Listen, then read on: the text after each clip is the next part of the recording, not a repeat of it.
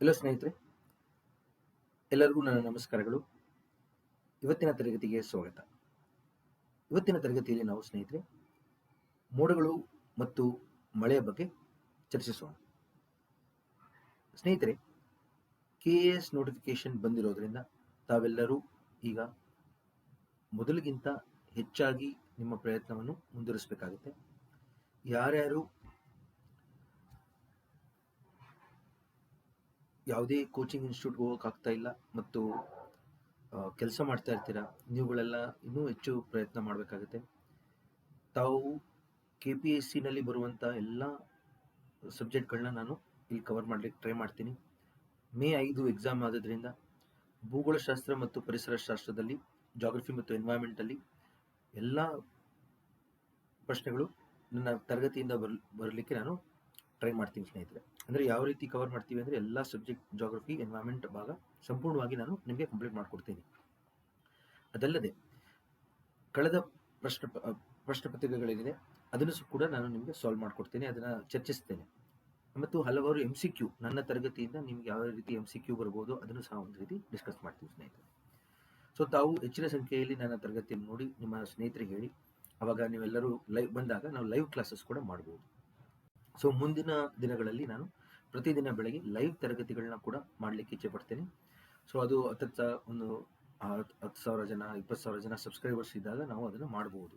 So ಆ ಕಾರಣದಿಂದ ನೀವು ಹೆಚ್ಚು ಸಂಖ್ಯೆಯಲ್ಲಿ ನಿಮ್ಮ ಸ್ನೇಹಿತರಿಗೆ ಹೇಳಿದಾಗ ನಾವು ತರಗತಿ ಮಾಡಲಿಕ್ಕೆ ಸಹಾಯ ಆಗುತ್ತೆ. ಸೊ ತಾವು ಯಾರ್ಯಾರು ಕೆಲಸಕ್ಕೆ ಹೋಗ್ತಾ ಇರ್ತೀರಾ, ಮಹಿಳೆಯರಿದ್ದೀರಾ ಮತ್ತು ನಿರುದ್ಯೋಗಿಗಳಿದ್ದೀರಾ ಮತ್ತು ಯಾರು ಕೋಚಿಂಗ್ ಇನ್ಸ್ಟಿಟ್ಯೂಟ್ಗಳಿಗೆ ಹೋಗೋಕ್ಕಾಗೋದಿಲ್ಲ, ಅವ್ರುಗಳೆಲ್ಲ ನಾನು ಸಂಪೂರ್ಣವಾಗಿ ಭೂಗೋಳಶಾಸ್ತ್ರ ಮತ್ತು ಪರಿಸರ ಶಾಸ್ತ್ರವನ್ನು ನಿಮಗೆ ಸಿಲೆಬಸ್ ಕಂಪ್ಲೀಟ್ ಮಾಡಿಕೊಡ್ತೀನಿ ಸ್ನೇಹಿತರೆ. ಮತ್ತು ಪ್ರಚಲಿತ ಘಟನೆಗಳು ಅಂದರೆ ಕರೆಂಟ್ ಅಫೇರ್ಸ್ ಕೂಡ ನಾನು ಕಂಪ್ಲೀಟ್ ಮಾಡಿಕೊಡ್ತೇನೆ. ಸೊ ತಾವು ನನ್ನ ತರಗತಿಯಿಂದ ಏನಿಲ್ಲ ಅಂದರೂ 100ಕ್ಕೆ ಒಂದು 30ರಿಂದ 40 ಕ್ವಶನ್ಸ್ನ ಎಕ್ಸ್ಪೆಕ್ಟ್ ಮಾಡ್ಬೋದು ಸ್ನೇಹಿತರೆ.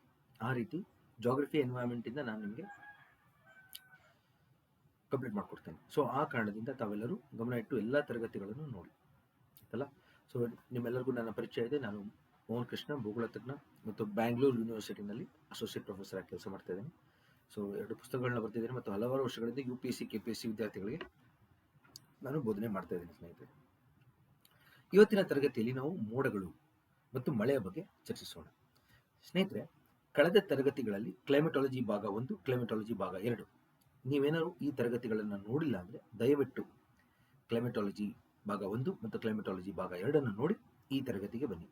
ಯಾಕೆಂದರೆ ನಾನು ನಿನ್ನೆ ಮಾಡಿದಂಥ ತರಗತಿಯನ್ನು ಮುಂದುವರಿಸ್ತಾ ಇದ್ದೀನಿ. ಭಾಗ 2ರ ಮುಂದುವರೆದ ಭಾಗ ಇದು ಭಾಗ 3. ಮೋಡಗಳು ಅಥವಾ ಮೇಘ ಅಂದರೆ ನೋಡಿ, ಆಕಾಶದಲ್ಲಿ ತೇಲುವಂಥ ನೀರಿನ ಹನಿ ರಾಶಿ ಅಥವಾ ಹಿಮಕಣ ರಾಶಿ. ನೀವು ನೋಡಿರ್ಬೋದು, ಮೋಡಗಳೆಲ್ಲ ಆಕಾಶದಲ್ಲಿ ತೇಲ್ತಾ ಇರುತ್ತೆ, ಜೋರಾಗಿ ಗಾಳಿ ಬೀಸಿದಾಗ ಗಾಳಿ ಲೋಟೋಗುತ್ತೆ ಮುಂದಕ್ಕೆ, ಹೌದಾ? ಅದ್ರಲ್ಲಿ ಏನಿರುತ್ತೆ ಅಂದರೆ ನೀರಿನ ಹನಿ ಇರುತ್ತೆ, ವಾಟರ್ ಡ್ರಾಪ್ಲೆಟ್ಸ್ ಇರುತ್ತೆ, ಇಲ್ಲಾಂದರೆ ಐಸ್ ಕ್ರಿಸ್ಟಲ್ಸ್ ಇರುತ್ತೆ. ಸೊ ಆಕಾಶದಲ್ಲಿ ತೇಲುವಂಥ ನೀರಿನ ಹನಿ ರಾಶಿ ಮತ್ತು ಹಿಮಕಣ ರಾಶಿ. ಸೊ ಇವುಗಳು ಯಾಕೆ ತೇಲ್ತಾ ಇರುತ್ತೆ ಅಂದರೆ ಅವುಗಳ ಸಾಂದ್ರತೆ ಕಡಿಮೆ ಇರುತ್ತೆ, ಅದಕ್ಕೆ ತೇಲುತ್ತೆ. ಯಾವಾಗ ಸತತ ಘನೀಕರಣ ಆಗಿ ಮೋಡಗಳ ಸಾಂದ್ರತೆ ಹೆಚ್ಚಾದಾಗ ಅವುಗಳು ಭೂಮಿಯ ಗುರುತ್ವಾಕರ್ಷಣೆಗೆ ಕೆಳಗೆ ಬಂದು ಮಳೆ ಆಗುತ್ತೆ, ಗೊತ್ತಾಯ್ತಲ್ಲ? ಸೊ ಅದಕ್ಕೋಸ್ಕರ ಮೋಡಗಳ ಬಣ್ಣ ಬಿಳಿ ಇರುತ್ತೆ ಸಾಮಾನ್ಯವಾಗಿ, ಯಾಕೆಂದರೆ ಅದ್ರ ಮೇಲೆ ಬೀಳುವಂಥ visible light, violet, indigo, blue, green, yellow, orange, red, VIBGYOR ಕಿರಣಗಳು ಎಲ್ಲ ಕಡೆಗೂ ಚದುರಾಗುತ್ತೆ, ಸ್ಕ್ಯಾಟರ್ ಆಗುತ್ತೆ. ಆ ಕಾರಣದಿಂದ ನಮಗೆ ಮೋಡಗಳು ಬಿಳಿ ಕಾಣುತ್ತೆ. ಅದಲ್ಲದೆ ಅದರ ಸಾಂದ್ರತೆ ಹೆಚ್ಚಾಗ್ತಾ ಹೋದಂಗೆ, ಯಾವಾಗ ಮೋಡಗಳ ಸತತ ಘನೀಕರಣ ಆಗಿ ಕಂಟಿನ್ಯೂಸ್ ಕಂಡೆನ್ಸೇಷನ್ ಆಗಿ ಮೋಡಗಳು ದೊಡ್ಡದಾಗುತ್ತಲ್ಲ ಸೈಜು, ಆವಾಗ ಬೆಳಕು ಅದರೊಳಗೆ ಹೋಗಿ ತಲೆ ಉಳ್ಕೊಳುತ್ತೆ. ಆ ಕಾರಣದಿಂದ ನಮಗೆ ಮೋಡಗಳ ಬಣ್ಣ ಕಪ್ಪುಗಾಗುತ್ತೆ, ಕಾರ್ಮೋಡ ಅಂತ ಕರಿತೀವಿ, ಕಪ್ಪು ಮೋಡಗಳು ಅಂತ ಕರಿತೀವಿ. ಅವಾಗಲೇ ನಮಗೆ ಮಳೆ ಆಗುತ್ತೆ ಸ್ನೇಹಿತರೆ. ಸೊ ಇವತ್ತಿನ ತರಗತಿಯಲ್ಲಿ ಇದರ ಸಂಬಂಧಪಟ್ಟಂಥ ಎಲ್ಲ ಭಾಗಗಳನ್ನು ಕವರ್ ಮಾಡ್ತೀನಿ. ನಾನು ನೆನ್ನೆ ತರಗತಿಯಲ್ಲಿ ನಮಗೆ ಜಲಚಕ್ರ, ವಾಟರ್ ಸೈಕಲ್ ಅಂದ್ರೆ ಏನು ಅಂತ ನೋಡಿದ್ವಿ.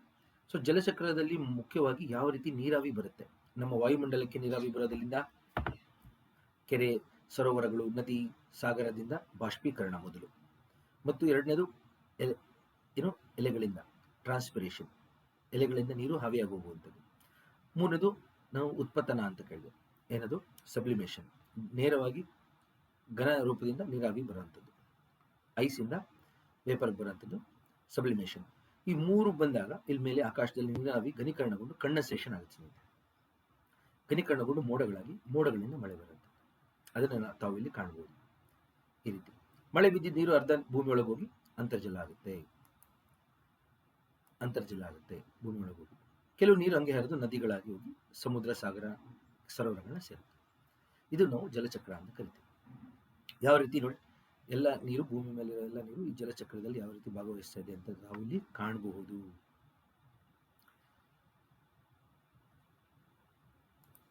ಇದು ನಿನ್ನೆ ತರಗತಿಯಲ್ಲೂ ನಾವು ನೋಡಿದ್ವಿ. ಇದೊಂದು ಬಾರಿ ಯಾರು ಇವತ್ತು ಮೊದಲ ಬಾರಿ ನೋಡ್ತಾ ಇದ್ದೀರಾ ಅವ್ರಿಗೂ ಕೂಡ ನಾನು ಇಲ್ಲೊಂದು ಚಿಕ್ಕದಾಗಿ ಪರಿಚಯ ತೋರಿಸ್ತಾ ಇದ್ದೀನಿ ಜಲಚಕ್ರದಲ್ಲಿ. ಸೊ ಯಾವ ರೀತಿ ಬಾಷ್ಪೀಕರಣ ಆಗಿ ಹೋಗಿ ನೀರಾವಿ ಘನೀಕರಣಗೊಂಡು ಮೋಡಗಳಾಗಿ ಮಳೆ ಬರುತ್ತೆ.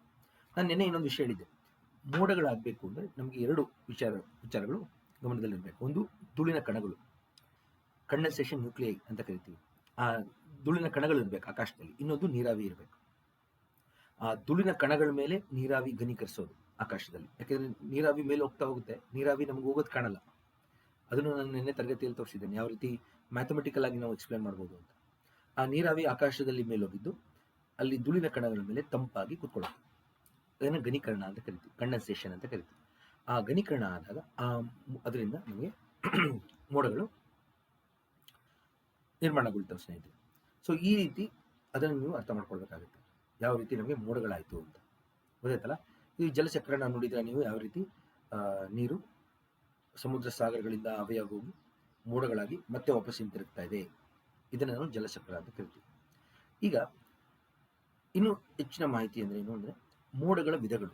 ಎಕ್ಸಾಮ್ನಲ್ಲಿ ಕಳೆದ ಹಲವಾರು ವರ್ಷಗಳಲ್ಲಿ ಎಲ್ಲ ಥರ ಸ್ಪರ್ಧಾತ್ಮಕ ಪರೀಕ್ಷೆಗಳಲ್ಲೂ ತುಂಬ ಕೇಳಿದ್ದಾರೆ ಇದನ್ನು, ಮೋಡಗಳ ವಿಧಗಳು. ಮೋಡಗಳನ್ನ ನಾವು ಅವುಗಳ ಆಕಾರ ಮತ್ತು ಎತ್ತರ ಅಂದರೆ ಹೈಟ್, ಆಕಾರ ಅಂದರೆ ಶೇಪ್, ಎರಡರ ಥರ ನಾವು ವಿಂಗಡಣೆ ಮಾಡ್ಬೋದು. ಒಂದು ನೋಡಿ, ಭೂಮಿಯಿಂದ ಕೆಳಮಟ್ಟದಿಂದ ನಾವು ಹೋದರೆ ಕೆಳಮಟ್ಟದ ಮೋಡಗಳು ಅಂತ ಕರಿತೀವಿ, ಲೋ ಕ್ಲೌಡ್ಸ್. ಈ ಕೆಳಮಟ್ಟದ ಮೋಡಗಳು ಏನಪ್ಪ ಅಂದರೆ ಭೂಮಿಗೆ ಸಮೀಪದಲ್ಲಿರುತ್ತೆ, ಅಥವಾ 2 ಕಿಲೋಮೀಟರ್ ಒಳಗೆ ಇವುಗಳು. ಇನ್ನು ಮಧ್ಯಂತರ ಮೋಡಗಳು ಮಿಡಲ್ 2 ರಿಂದ 4 ಕಿಲೋಮೀಟರ್, ಹಂಗೆ 4 ಕಿಲೋಮೀಟರಿಂದ ಮೇಲೆ ಟ್ರೋಪೋಪಾಸ್ವರೆಗೂ. ಆಯ್ತಾ? ನಾನು ಅದನ್ನು ಬರೆದು ತೋರಿಸ್ತೀನಿ ನೋಡಿ. ಇಲ್ಲಿಂದ ಭೂಮಿಯಿಂದ 2 ಕಿಲೋಮೀಟರ್. ಓಕೆ, ಇನ್ನೊಂದು ಸಾಗರ ಮಟ್ಟದಿಂದ ಶುರು ಮಾಡ್ತೀನಿ ನಾನು. ಇಲ್ಲಿ ಭೂಮಿಯಿಂದ 2 ಕಿಲೋಮೀಟರ್ವರೆಗೂ ಕೆಳ ಮೋಡಗಳು, 2 ರಿಂದ 4 ಕಿಲೋಮೀಟರ್ವರೆಗೂ ಮಧ್ಯಂತರ ಮೋಡಗಳು. ಇಲ್ಲಿಂದ ಮೇಲ್ಗಡೆ ಟ್ರೋಪೋಪಾಸ್ ಅಂತ ಕರಿತೀವಿ ನೋಡಿ. ಟ್ರೋಪೋಪಾಸ್ ಪರಿವರ್ತನಾ ವಿರಾಮದವರೆಗೂ ನಮಗೆ ಪರಿವರ್ತನಾ ವಿರಾಮದವರೆಗೂ ನಮಗೆ ಮುಗಿಲೆತ್ತರದ ಮೋಡಗಳು.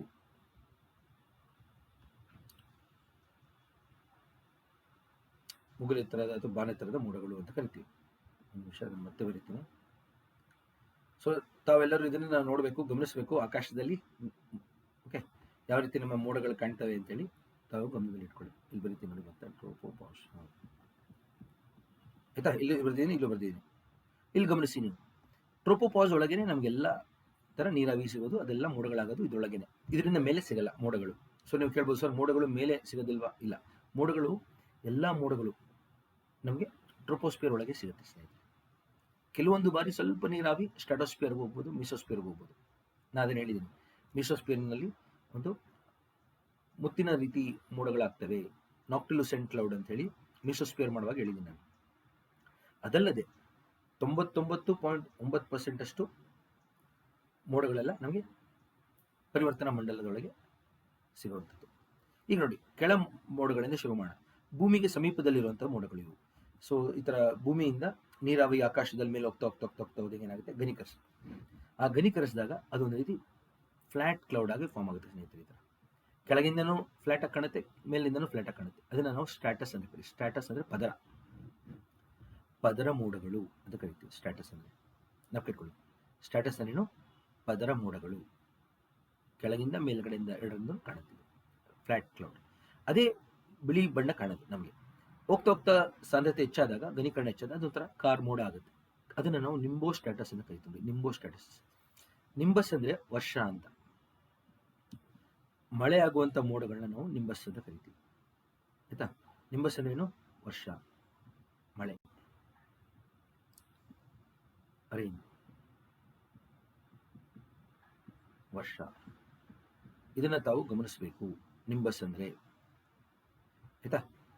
ಸೊ ಎಕ್ಸಾಂಪಲ್ ಕೇಳ್ತಾರೆ, ನೀವು ಯಾವ ಥರ ಮೋಡಗಳಿಂದ ಮಳೆ ಆಗುತ್ತೆ ಅಂದರೆ ಈ ನಿಂಬಸ್ ಪದ ಹುಡುಕಿ ನೀವು, ಆ ನಿಂಬಸ್ ಪದ ಇದ್ರೆ ಹೇಳ್ಬೋದು. ಸೊ ಸ್ಟ್ಯಾಟಸ್ ಇಂದ ಮಳೆ ಆಗಲ್ವಾ ಅಂತ ಕೇಳ್ಬೋದು. ಆಗುತ್ತೆ, ಬಟ್ ಅದು ಒಂಥರ ತುಂತುರು ಮಳೆ ಅಂತವಲ್ಲ, ಆ ಥರ ಡ್ರಿಸಲ್, ಚಿಕ್ಕದಾಗಿ ಒಂದು 2 ನಿಮಿಷ ಬೀಳದ ಮಳೆ, ಅದು ತುಂತುರು ಮಳೆ ಈ ಮೋಡಗಳಿಂದ ಆಗುತ್ತೆ, ಸ್ಟ್ಯಾಟಸ್ ಮೋಡದಿಂದ. ನಿಂಬೋ ಸ್ಟ್ಯಾಟಸ್ ಇಂದ ಸಾಕಷ್ಟು ಮಳೆ ಆಗುತ್ತೆ ಸ್ನೇಹಿತರೆ, ಇದು ಕೆಳ ಮೋಡನೆ. ಅದಾದ್ಮೇಲೆ ನೋಡಿ ಕ್ಯೂಮುಲಸ್ ಅಂತ. ಈ ಕ್ಯೂಮುಲಸ್ ಮೋಡಗಳು ಸಾಮಾನ್ಯವಾಗಿ ಸಾಗರಗಳ ಮೇಲೆ, ಸರೋವರಗಳ ಮೇಲೆ, ಅಣೆಕಟ್ಟುಗಳ ಮೇಲೆ, ನೀರಿರುವಂಥ ಪ್ರದೇಶಗಳ ಮೇಲೆ ಕಂಡು ಬರುತ್ತೆ. ಕ್ಯೂಮುಲಸ್ ಅಂದರೆ ರಾಶಿ, ಅತಿ ರಾಶಿ ಥರ ಕಾಣುತ್ತೆ, ಅದಕ್ಕೆ ಅದನ್ನು ಕ್ಯೂಮುಲಸ್ ಅಂದರೆ ಅತಿದು ರಾಶಿ. ಕ್ಯೂಮುಲಸ್ ಮೋಡಗಳು, ಕ್ಯೂಮುಲಸ್ ರಾಶಿ ಮೋಡಗಳು ಅಂತ ಕರಿತೀವಿ ನಾವು ಕನ್ನಡದಲ್ಲಿ, ರಾಶಿ ಮೋಡಗಳು. ಈ ರಾಶಿ ಮೋಡಗಳು ಕೆಲವೊಮ್ಮೆ ಈ ಸ್ಟ್ಯಾಟಸ್ ಜೊತೆ ಸೇರ್ಕೊಳ್ಳುತ್ತೆ ನೋಡಿ. ಸಾಮಾನ್ಯವಾಗಿ ನಾವು ಆಕಾಶದಲ್ಲಿ ನೋಡುವಾಗ ಒಂದೊಂದ್ಸತಿ ಯಾವುದೋ ಒಂದು ಆಮೆ ಥರ ಇದೆಯಲ್ಲ ಅಥವಾ ಕುದುರೆ ಥರ ಇದೆಯಲ್ಲ ಅಂತ ನೋಡ್ತಾ ಇರ್ತೀವಿ ನಾವು, ಅದೆಲ್ಲ ಇದೆ, ಆ ಮೋಡಗಳೆಲ್ಲ ಇದೆ. ಕ್ಯೂಮುಲಸ್ ಮೋಡಗಳೇ ಬೇರೆ ಬೇರೆ ಆಕಾರದಲ್ಲಿ ಕಂಡು ಬರುವಂಥದ್ದು. ಕರೆಕ್ಟಾ? ಕೆಲವೊಮ್ಮೆ ನೋಡ್ತೀರಾ ನೀವು, ಯಾವುದೋ ಒಂದು ಮೋಡ ಆಮೆ ಥರ ಕಾಣ್ತಾ ಇದೆ ಆಕಾಶದಲ್ಲಿ, ಅದು ಈ ಮೋಡಗಳು. ಕೇಳ್ತಾರೆ ಇದನ್ನ, ಯಾವ ಮೋಡಗಳು ಕಾಲ್ಪನಿಕ ಆಕಾರಗಳಲ್ಲಿ ಕಂಡು ಬರುತ್ತೆ ಅಂದರೆ ಇಮ್ಯಾಜಿನ್ ಮಾಡ್ಕೋತೀವಿ ನಾವು ಅದನ್ನ ಅಲ್ವಾ, ಅದಕ್ಕೆ ಕ್ಯೂಮುಲಸ್ ಮೋಡಗಳು. ಈ ಕ್ಯೂಮುಲಸ್ ಮೋಡಗಳಿಗೆ ಸ್ಟ್ಯಾಟಸ್ ಸೇರ್ಕೊಂಡಾಗ ಸ್ಟ್ಯಾಟೋ ಕ್ಯೂಮುಲಸ್, ಹಿಂಗೆ ಸ್ಟ್ಯಾಟೋ ಕ್ಯೂಮುಲಸ್ ಈ ಥರ ಇರುತ್ತೆ. ಇದೆಲ್ಲ ನೀವು ವಿಮಾನಗಳಲ್ಲಿ ಹೋದಾಗ ಕಾಣುತ್ತೆ ತುಂಬ ಚೆನ್ನಾಗಿ, ನೀವು ವಿಮಾನ ಯಾತ್ರೆ ಮಾಡಿದಾಗ ನೋಡಿ. ಇಲ್ಲಾಂದ್ರೆ ನೀವು ಕರೆಕ್ಟಾಗಿ ಕೂತ್ಕೊಂಡ್ ಕಡೆ ಎಲ್ಲ ನೋಡ್ತಾ ಹೋದ್ರೆ ಆಕಾಶದಲ್ಲಿ ನಮ್ಗೆ ಇದು ಸಿಗುತ್ತೆ. ಇವೆಲ್ಲ ಕೆಳ ಮೋಡಗಳು ಸ್ನೇಹಿತರೆ. Stratus, cumulus, nimbostratus, stratocumulus. ಏನಾಗುತ್ತೆ, ಗಾಳಿ ಬೀಸಿದಾಗ ಏನಾಗುತ್ತೆ, ಕೆಳಗಡೆಯಿಂದ ಮೇಲಕ್ಕೆ ಹಿಂಗೆ ಗಾಳಿ ಹೋದಾಗ ಈ ಸ್ಟ್ಯಾಟಸ್ ಮತ್ತು ಕ್ಯೂಮುಲಸ್ ಮೋಡಗಳು ಮೇಲೆ ಹೊಟ್ಟೋಗ್ತವೆ. ಯಾಕೆಂದ್ರೆ ಗಾಳಿ ಕೆಲವೊಮ್ಮೆ ಹಿಂಗೆ ಕೆಳಗಡೆಯಿಂದ ಮೇಲೆ ಬೀಸ್ತಾ ಇರುತ್ತಲ್ಲ, ಅವಾಗ ಏನಾಗೋಗುತ್ತೆ, ಈ ಮೋಡಗಳು ಇಲ್ಲಿ ಇದ್ದಿದ್ದು ಮೇಲೆ ಬಂದ್ಬಿಡುತ್ತೆ. ಅವಾಗ ಆಲ್ಟೋ ಕ್ಯೂಮುಲಸ್ ಅಂತ ಕರಿತೀವಿ. ಇಲ್ಲಿ ಮಧ್ಯಂತರ ಪದರ, ಮಧ್ಯಂತರ ರಾಶಿ ಮೋಡಗಳು ಅಂತ ಕರಿತೀವಿ ನೋಡಿ. ಆಲ್ಟೋ ಸ್ಟ್ಯಾಟಸ್ ಮತ್ತು ಇಲ್ಲಿ ಆಲ್ಟೋ ಕ್ಯೂಮುಲಸ್. ಮಧ್ಯಂತರ ಪದರ, ಮಧ್ಯಂತರ ರಾಶಿ ನಾವು ಕಟ್ಕೊಳ್ಳಿ. ಮಧ್ಯಂತರ ಪದರ, ಮಧ್ಯಂತರ ರಾಶಿ ಮೋಡಗಳು. ನಾನು ಏನಕ್ಕೆ ಇದನ್ನು ಹೇಳ್ತಾ ಇದ್ದೀನಿ, ಕನ್ನಡ ಪದ ಇಂಗ್ಲೀಷ್ ಪದ ಎಕ್ಸಾಮ್ನಲ್ಲಿ ನಿಮಗೆ ಅನುವಾದ ಮಾಡಲ್ಲ, ಈಗಲೇ ಹೇಳಿದ್ದೀನಿ ನಾನು. KPSC ಅವರು ಮತ್ತು ಎಲ್ಲ ಸ್ಪರ್ಧಾತ್ಮಕ ಪರೀಕ್ಷೆಗಳಲ್ಲಿ ಏನು ಮಾಡ್ತಾ ಇದ್ದಾರೆ ಅಂದರೆ ಆಲ್ಟೋ ಕ್ಯೂಮುಲಸ್ ಅನ್ನು ಕನ್ನಡದಲ್ಲಿ ಬರೀತಾರೆ ವಿನಃ ನಾನು ಹೇಳ್ತಾ ಇರೋ ರೀತಿ ಮಧ್ಯಂತರ ಪದರ ಮೋಡ, ರಾಶಿ ಮೋಡ ಅಂತ ಕೊಡಲ್ಲ ಅವರು, ಅನುವಾದ ಮಾಡ್ತಾ ಇಲ್ಲ. ದಯವಿಟ್ಟು ಈ ಪದಗಳನ್ನ ನೆನಪಿಟ್ಕೊಳ್ಳಿ, ಕನ್ನಡದವ್ರಿಗೆ ಕಷ್ಟ ಆಗುತ್ತೆ. ಕರೆಕ್ಟಾ? ನಮ್ಮಂತ ಕನ್ನಡ ಮೀಡಿಯಮಲ್ಲಿ ಓದೋರಿಗೆ ಇಂಗ್ಲೀಷ್ ಕಷ್ಟ ಆಗುತ್ತಲ್ಲ, ಆ ಥರ. ಸೊ ಅದಕ್ಕೋಸ್ಕರ ನಾನು ಹೇಳ್ತಾ ಇದ್ದೀನಿ, ನಿಮಗೆ ಇಂಗ್ಲೀಷ್ ಪದ, ಕನ್ನಡ ಪದ ಎರಡು ಹೇಳ್ಕೊಡ್ತಾ ಇದ್ದೀನಿ ನಾನು. ಆದರೆ ನಿಮಗೆ ಇಲ್ಲಿ ಕಷ್ಟ ಅನ್ಸ್ಬೋದು, ಎಕ್ಸಾಮಲ್ಲಿ ಸುಲಭ ಆಗುತ್ತೆ. ಆಲ್ಟೋ ಸ್ಟ್ಯಾಟಸ್ ಅಂದರೆ ಮಧ್ಯಂತರ, ಮಿಡಲ್, ಪದರ. ಇದು ಆಲ್ಟೋ ಕ್ಯೂಮುಲಸ್ ಅಂದರೆ ಮಧ್ಯಂತರ ರಾಶಿ. ಇನ್ನೂ ಮೇಲೆ ಹೋಗುತ್ತೆ ಅನ್ಕೊಳ್ಳಿ ಗಾಳಿಗೆ, ಅವಾಗ ಏನಾಗೋಗುತ್ತೆ, ಇಲ್ಲಿ ಎಲ್ಲ ಐಸ್ ಆಗೋಗುತ್ತೆ. ಸಿರಸ್ ಅಂದರೆ ಐಸ್ ಅಂತ. ನೀರಾವಿ ಬಂದಿದ್ದೆಲ್ಲ ಏನಾಗುತ್ತೆ, ಒಂದು ರೀತಿ ಪಕ್ಷಿಯ ರೆಕ್ಕೆ ಥರ ಘನೀಕರಣಗೊಂಡು, ಅಥವಾ ತೆಂಗಿನ ಗರಿ ಇರುತ್ತಲ್ಲ ಆ ಥರ ಕಾಣುತ್ತೆ. ಈ ಥರ ತೆಂಗಿನ ಗರಿಗಳ ಥರ ಘನೀಕರಣಗೊಂಡು ಈ ಥರ ಕಾಣುತ್ತೆ ಪಕ್ಷಿಯ ರೆಕ್ಕೆ. ಅದನ್ನು ನಾವು ಸಿರಸ್ ಮೋಡಗಳು ಅಂತ ಕರಿತೀವಿ. ಓಕೆ, ಸಿರಸ್ ಮೋಡಗಳು ಅಂದರೆ ಪಕ್ಷಿಯ ರೆಕ್ಕೆ ರೀತಿ ಕಾಣುವಂಥ ಮೋಡಗಳು. ಸಿರಸ್ ಅಂದರೆ ಹಿಮಕಣ ಮೋಡಗಳು ಅಂತ ಕನ್ನಡದಲ್ಲಿ. ಹಿಮಕಣ ಮೋಡಗಳನ್ನ ನಾವು ಸಿರಸ್ ಮೋಡಗಳು ಅಂತ ಕರಿತೀವಿ. ಅದೇ ಆಲ್ಟೋ ಸ್ಟ್ಯಾಟಸ್ ಏನಾಗುತ್ತೆ ನೋಡಿ, ಆಲ್ಟೋ ಸ್ಟ್ಯಾಟಸ್ ಇಲ್ಲಿ ಬಂದಾಗ, ಮೇಲ್ ಬಂದಾಗ ಸೈರೋ ಸ್ಟ್ಯಾಟಸ್ ಆಗುತ್ತೆ.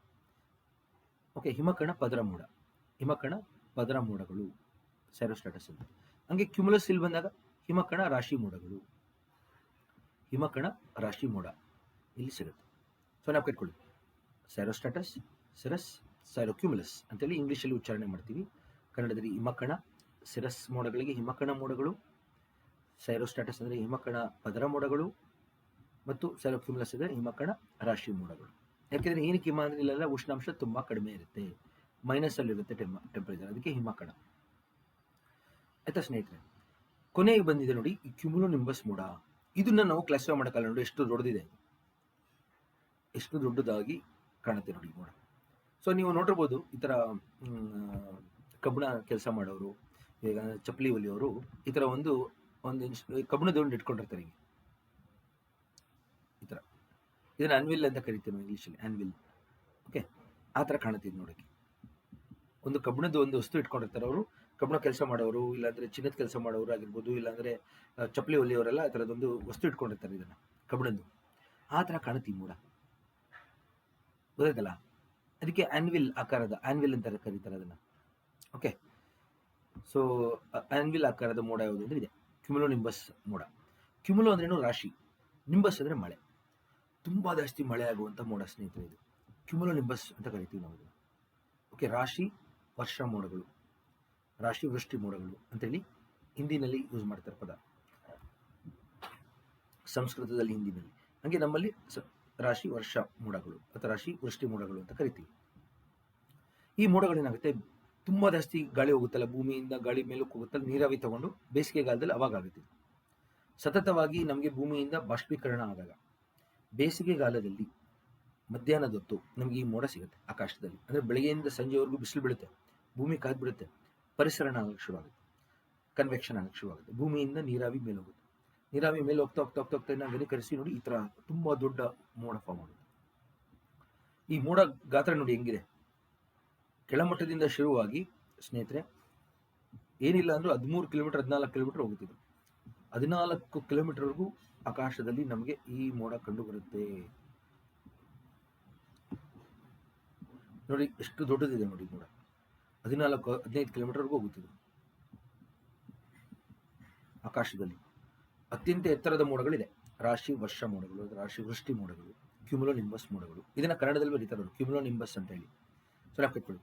ಅತಿ ಹೆಚ್ಚು ಧಾರಾಕಾರ ಮಳೆಯಾಗೋದು ಯಾವುದರಿಂದ ಅಂತ ಕೇಳ್ತಾರೆ ಇದೆ. ಸೊ ನಿಮಗೆ ಬೇಸಿಗೆಗಾಲದಲ್ಲಿ ಸಮ್ಮರ್, ಬೇಸಿಗೆಗಾಲದಲ್ಲಿ ಆಗುವಂಥ ಮೋಡ ಯಾವುದು? ಇದು ಒಂದು. ಭಾರತದಲ್ಲಿ ಬೇಸಿಗೆ ಯಾವಾಗ? ಮಾರ್ಚ್, ಈಗ ಶುರುವಾಗ್ತಾಯಿದೆ ನೋಡಿ, ಮಾರ್ಚ್, ಏಪ್ರಿಲ್, ಮೇ, ಈ ಟೈಮಲ್ಲಿ ಆಯ್ತಾ. ಹಂಗೆ ಸಾಮಾನ್ಯವಾಗಿ ಎಲ್ಲಿ ಕಂಡು ಬರುತ್ತಿದ್ದು ನಮಗೆ ಬೇಸಿಗೆಗಾಲದಲ್ಲದೆ ಮಾಮೂಲಿಯಾಗಿ ದಿನಾಗ್ಲೂ ಈಕ್ವೇಟರ್ ಹತ್ರ ಈ ಮೋಡ ಇರುತ್ತೆ. ಸಮಭಾಜಕ ವೃತ್ತ, ಸಮಭಾಜಕ ವೃತ್ತದಲ್ಲಿ ಪ್ರತಿದಿನ ಪರಿಸರಣ ಆಗೋದ್ರಿಂದ ಈ ಮೋಡ ಯಾವಾಗಲೂ ಇರುತ್ತಲ್ಲಿ. ಯಾವಾಗ ಮಳೆ ಬರುತ್ತಿದ್ರಲ್ಲಿ? ಸಂಜೆ ಹೊತ್ತು ಮಳೆ ಬಂದು, ಅದಕ್ಕೆ ಸಂಜೆ ಮಳೆ, 4 ಗಂಟೆ ಮಳೆ, 4 o'clock ರೈನ್ ಅಂತ ಕರೀತಾರೆ. 4 ಗಂಟೆಯಷ್ಟೊತ್ತಿಗೆ ಮಳೆ ಬಂದ್ಬಿಡುತ್ತೆ. ಯಾಕೆಂದರೆ ಬೆಳಗ್ಗೆಯಿಂದ ಮೋಡ ಫಾರ್ಮ್ ಆಗುತ್ತೆ, ಸಂಜೆ ಹಂಗೆ ಸಾಂದ್ರತೆ ಹೆಚ್ಚಾಗಿ ಮಳೆ ಆಯ್ತಾ. ಸಿಡ್ಲು ಗುಡುಗು ಹೊಡೆಯೋ ಮೋಡ ಯಾವುದು ಇದೆ? ಥಂಡರ್ ಮತ್ತು ಲೈಟ್ನಿಂಗ್. ಸಿಡ್ಲು ಮತ್ತು ಗುಡುಗು ನಾವು ಕಟ್ಕೊಳ್ಳಿ ಎಲ್ಲರೂ ಆಗುವುದು ಯಾವ ಮೋಡದಿಂದ ಅಂತ ಕರೀತಾರೆ. ಓಕೆ, ಸೊ ನಾವು ಕಟ್ಕೊಳ್ಳಿ ಎಲ್ಲರೂ, ಸಿಡ್ಲು ಮತ್ತು ಗುಡುಗು ಮಿಂಚು ಆಗುವಂಥದ್ದು ಯಾವ ಮೋಡದಿಂದ ಅಂದರೆ ಕ್ಯುಮುಲೋನಿಂಬಸ್ ಮೋಡ. ಓಕೆ, ಸೊ ಇದನ್ನು ತಾವೆಲ್ಲರೂ ಗಮನದಲ್ಲಿ ಇಟ್ಕೋಬೇಕು ಸ್ನೇಹಿತರೆ.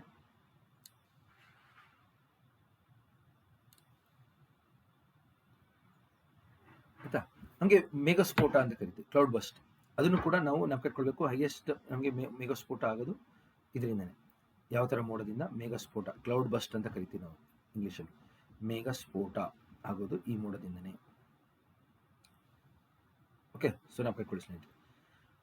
ಸೊ ಬೇಸಿಗೆಗಾಲದ ಅಂದರೆ ಮಾರ್ಚ್, ಏಪ್ರಿಲ್, ಮೇ ಟೈಮ್ನಲ್ಲಿ ನಮ್ಗೆ ಅತಿ ಹೆಚ್ಚು ಸಿಡ್ಲು ಗುಡುಗು ಮಿಂಚಾಗಂಥದ್ದು. ಓಕೆ, ಕರ್ನಾಟಕದಲ್ಲೇ ಆಲ್ಮೋಸ್ಟ್ ಕಳೆದ ವರ್ಷ ಮತ್ತು 2 ವರ್ಷಗಳಲ್ಲಿ ಆಲ್ಮೋಸ್ಟ್ ಹತ್ತಿರ 6 ಲಕ್ಷ ಲೈಟ್ನಿಂಗ್ ಸ್ಟ್ರೈಕ್ ಆಗಿದೆ ಸ್ನೇಹಿತರೆ. ರಿಪೋರ್ಟ್ ಇಟ್ಕೊಂಡಿದ್ದೀನಿ ನಾನು ನನ್ನ ಎದುರುಗಡೆ. ಅತಿ ಹೆಚ್ಚು ಲೈಟ್ನಿಂಗ್ ನಮಗೆ ಕರ್ನಾಟಕದಲ್ಲಿ ಎಷ್ಟಾಗಿದೆ ಅಂದರೆ ಹತ್ತಿರ 7 ಲಕ್ಷ ಲೈಟ್ನಿಂಗ್ ಆಗಿದೆ ಒಂದು ವರ್ಷದಲ್ಲಿ, 2021ರಲ್ಲಿ. ಅದರ ಮಾಹಿತಿ ಇದೆ. ಅದರಲ್ಲಿ 30-40 ಜನ ಅವರ ಜೀವ ಕಳ್ಕೊಂಡಿದ್ದಾರೆ. ಸೊ ಅದನ್ನು ನೀವು ಗಮನಿಸಬೇಕಾಗುತ್ತೆ. ದೇಶದಲ್ಲಿ ಅತಿ ಹೆಚ್ಚು ಲೈಟ್ನಿಂಗ್ ಆಗೋದು ಒಡಿಶಾ ಮತ್ತು ಬಿಹಾರ್ ಭಾಗದಲ್ಲಿ. ದೇಶದಲ್ಲಿ ಅತಿ ಹೆಚ್ಚು. ಕರ್ನಾಟಕದಲ್ಲಿ ಅತಿ ಹೆಚ್ಚು ಆಗೋದು ಬೆಳಗಾವಿ ಭಾಗದಲ್ಲಿ ನಮಗೆ ಅತಿ ಹೆಚ್ಚು ನಮಗೆ ಲೈಟ್ನಿಂಗ್ ಸಂಭವಿಸಿ ಅತಿ ಹೆಚ್ಚು ಸಾವು ಆಗಿರೋದು ಬೆಳಗಾವಿ ಭಾಗದಲ್ಲಿ. ಹೈಯೆಸ್ಟ್ ಡೆತ್ ಬೆಳಗಾವಿ ಭಾಗದಲ್ಲಿ ಆಗಿದೆ. ಅದನ್ನು ನೀವು ಗಮನಿಸಬೇಕು ಆಯಿತಾ. ಸೊ ನಾವು ಈ ಮಾಹಿತಿಯೆಲ್ಲ ಏನು ಹೇಳ್ತಾ ಇದ್ದೀನಲ್ಲ, ಎಕ್ಸಾಂಪಲ್ ಕೇಳ್ತಾರೆ, ಲೈಟ್ನಿಂಗ್ ನಮಗೆಲ್ಲಿ ಅತಿ ಹೆಚ್ಚು ಮತ್ತು ಎಷ್ಟು ಜನ ಸಾವು ಅತಿ ಹೆಚ್ಚಾಗಿರೋದು ಯಾವ ಜಿಲ್ಲೆಯಲ್ಲಿ? ಬೆಳಗಾವಿ ಭಾಗದಲ್ಲಿ ಆಯಿತಾ. ನಾವು ಕಟ್ಕೊಳ್ಳಿ. ಅದಾದಮೇಲೆ ವಿಜಯಪುರ ಭಾಗದಲ್ಲಿ, ಅದಾದಮೇಲೆ ಗದಗ್. ನಾವು ಕಟ್ಕೊಳ್ಳಿ. ನಾನು ಅದನ್ನು ಇನ್ನೂ ಹೇಳ್ತೀನಿ ಮಾಹಿತಿ. ಇವಾಗ ಲೈಟ್ನಿಂಗ್ ಹೆಂಗಾಗುತ್ತೆ ಅಂತಲೂ ಹೇಳ್ಕೊಡ್ತೀನಿ. ಸೊ ನಾವು ಕಟ್ಕೊಳ್ಳಿ. ಮೇಘಸ್ಫೋಟ ಆಗೋದು ಯಾವ ಮೋಡದಿಂದ? ಕ್ಯುಮುಲೋನಿಂಬಸ್ ಮೋಡದಿಂದ. ಅದು ತೋರಿಸ್ಕೊಡ್ತೀನಿ ಇವತ್ತು.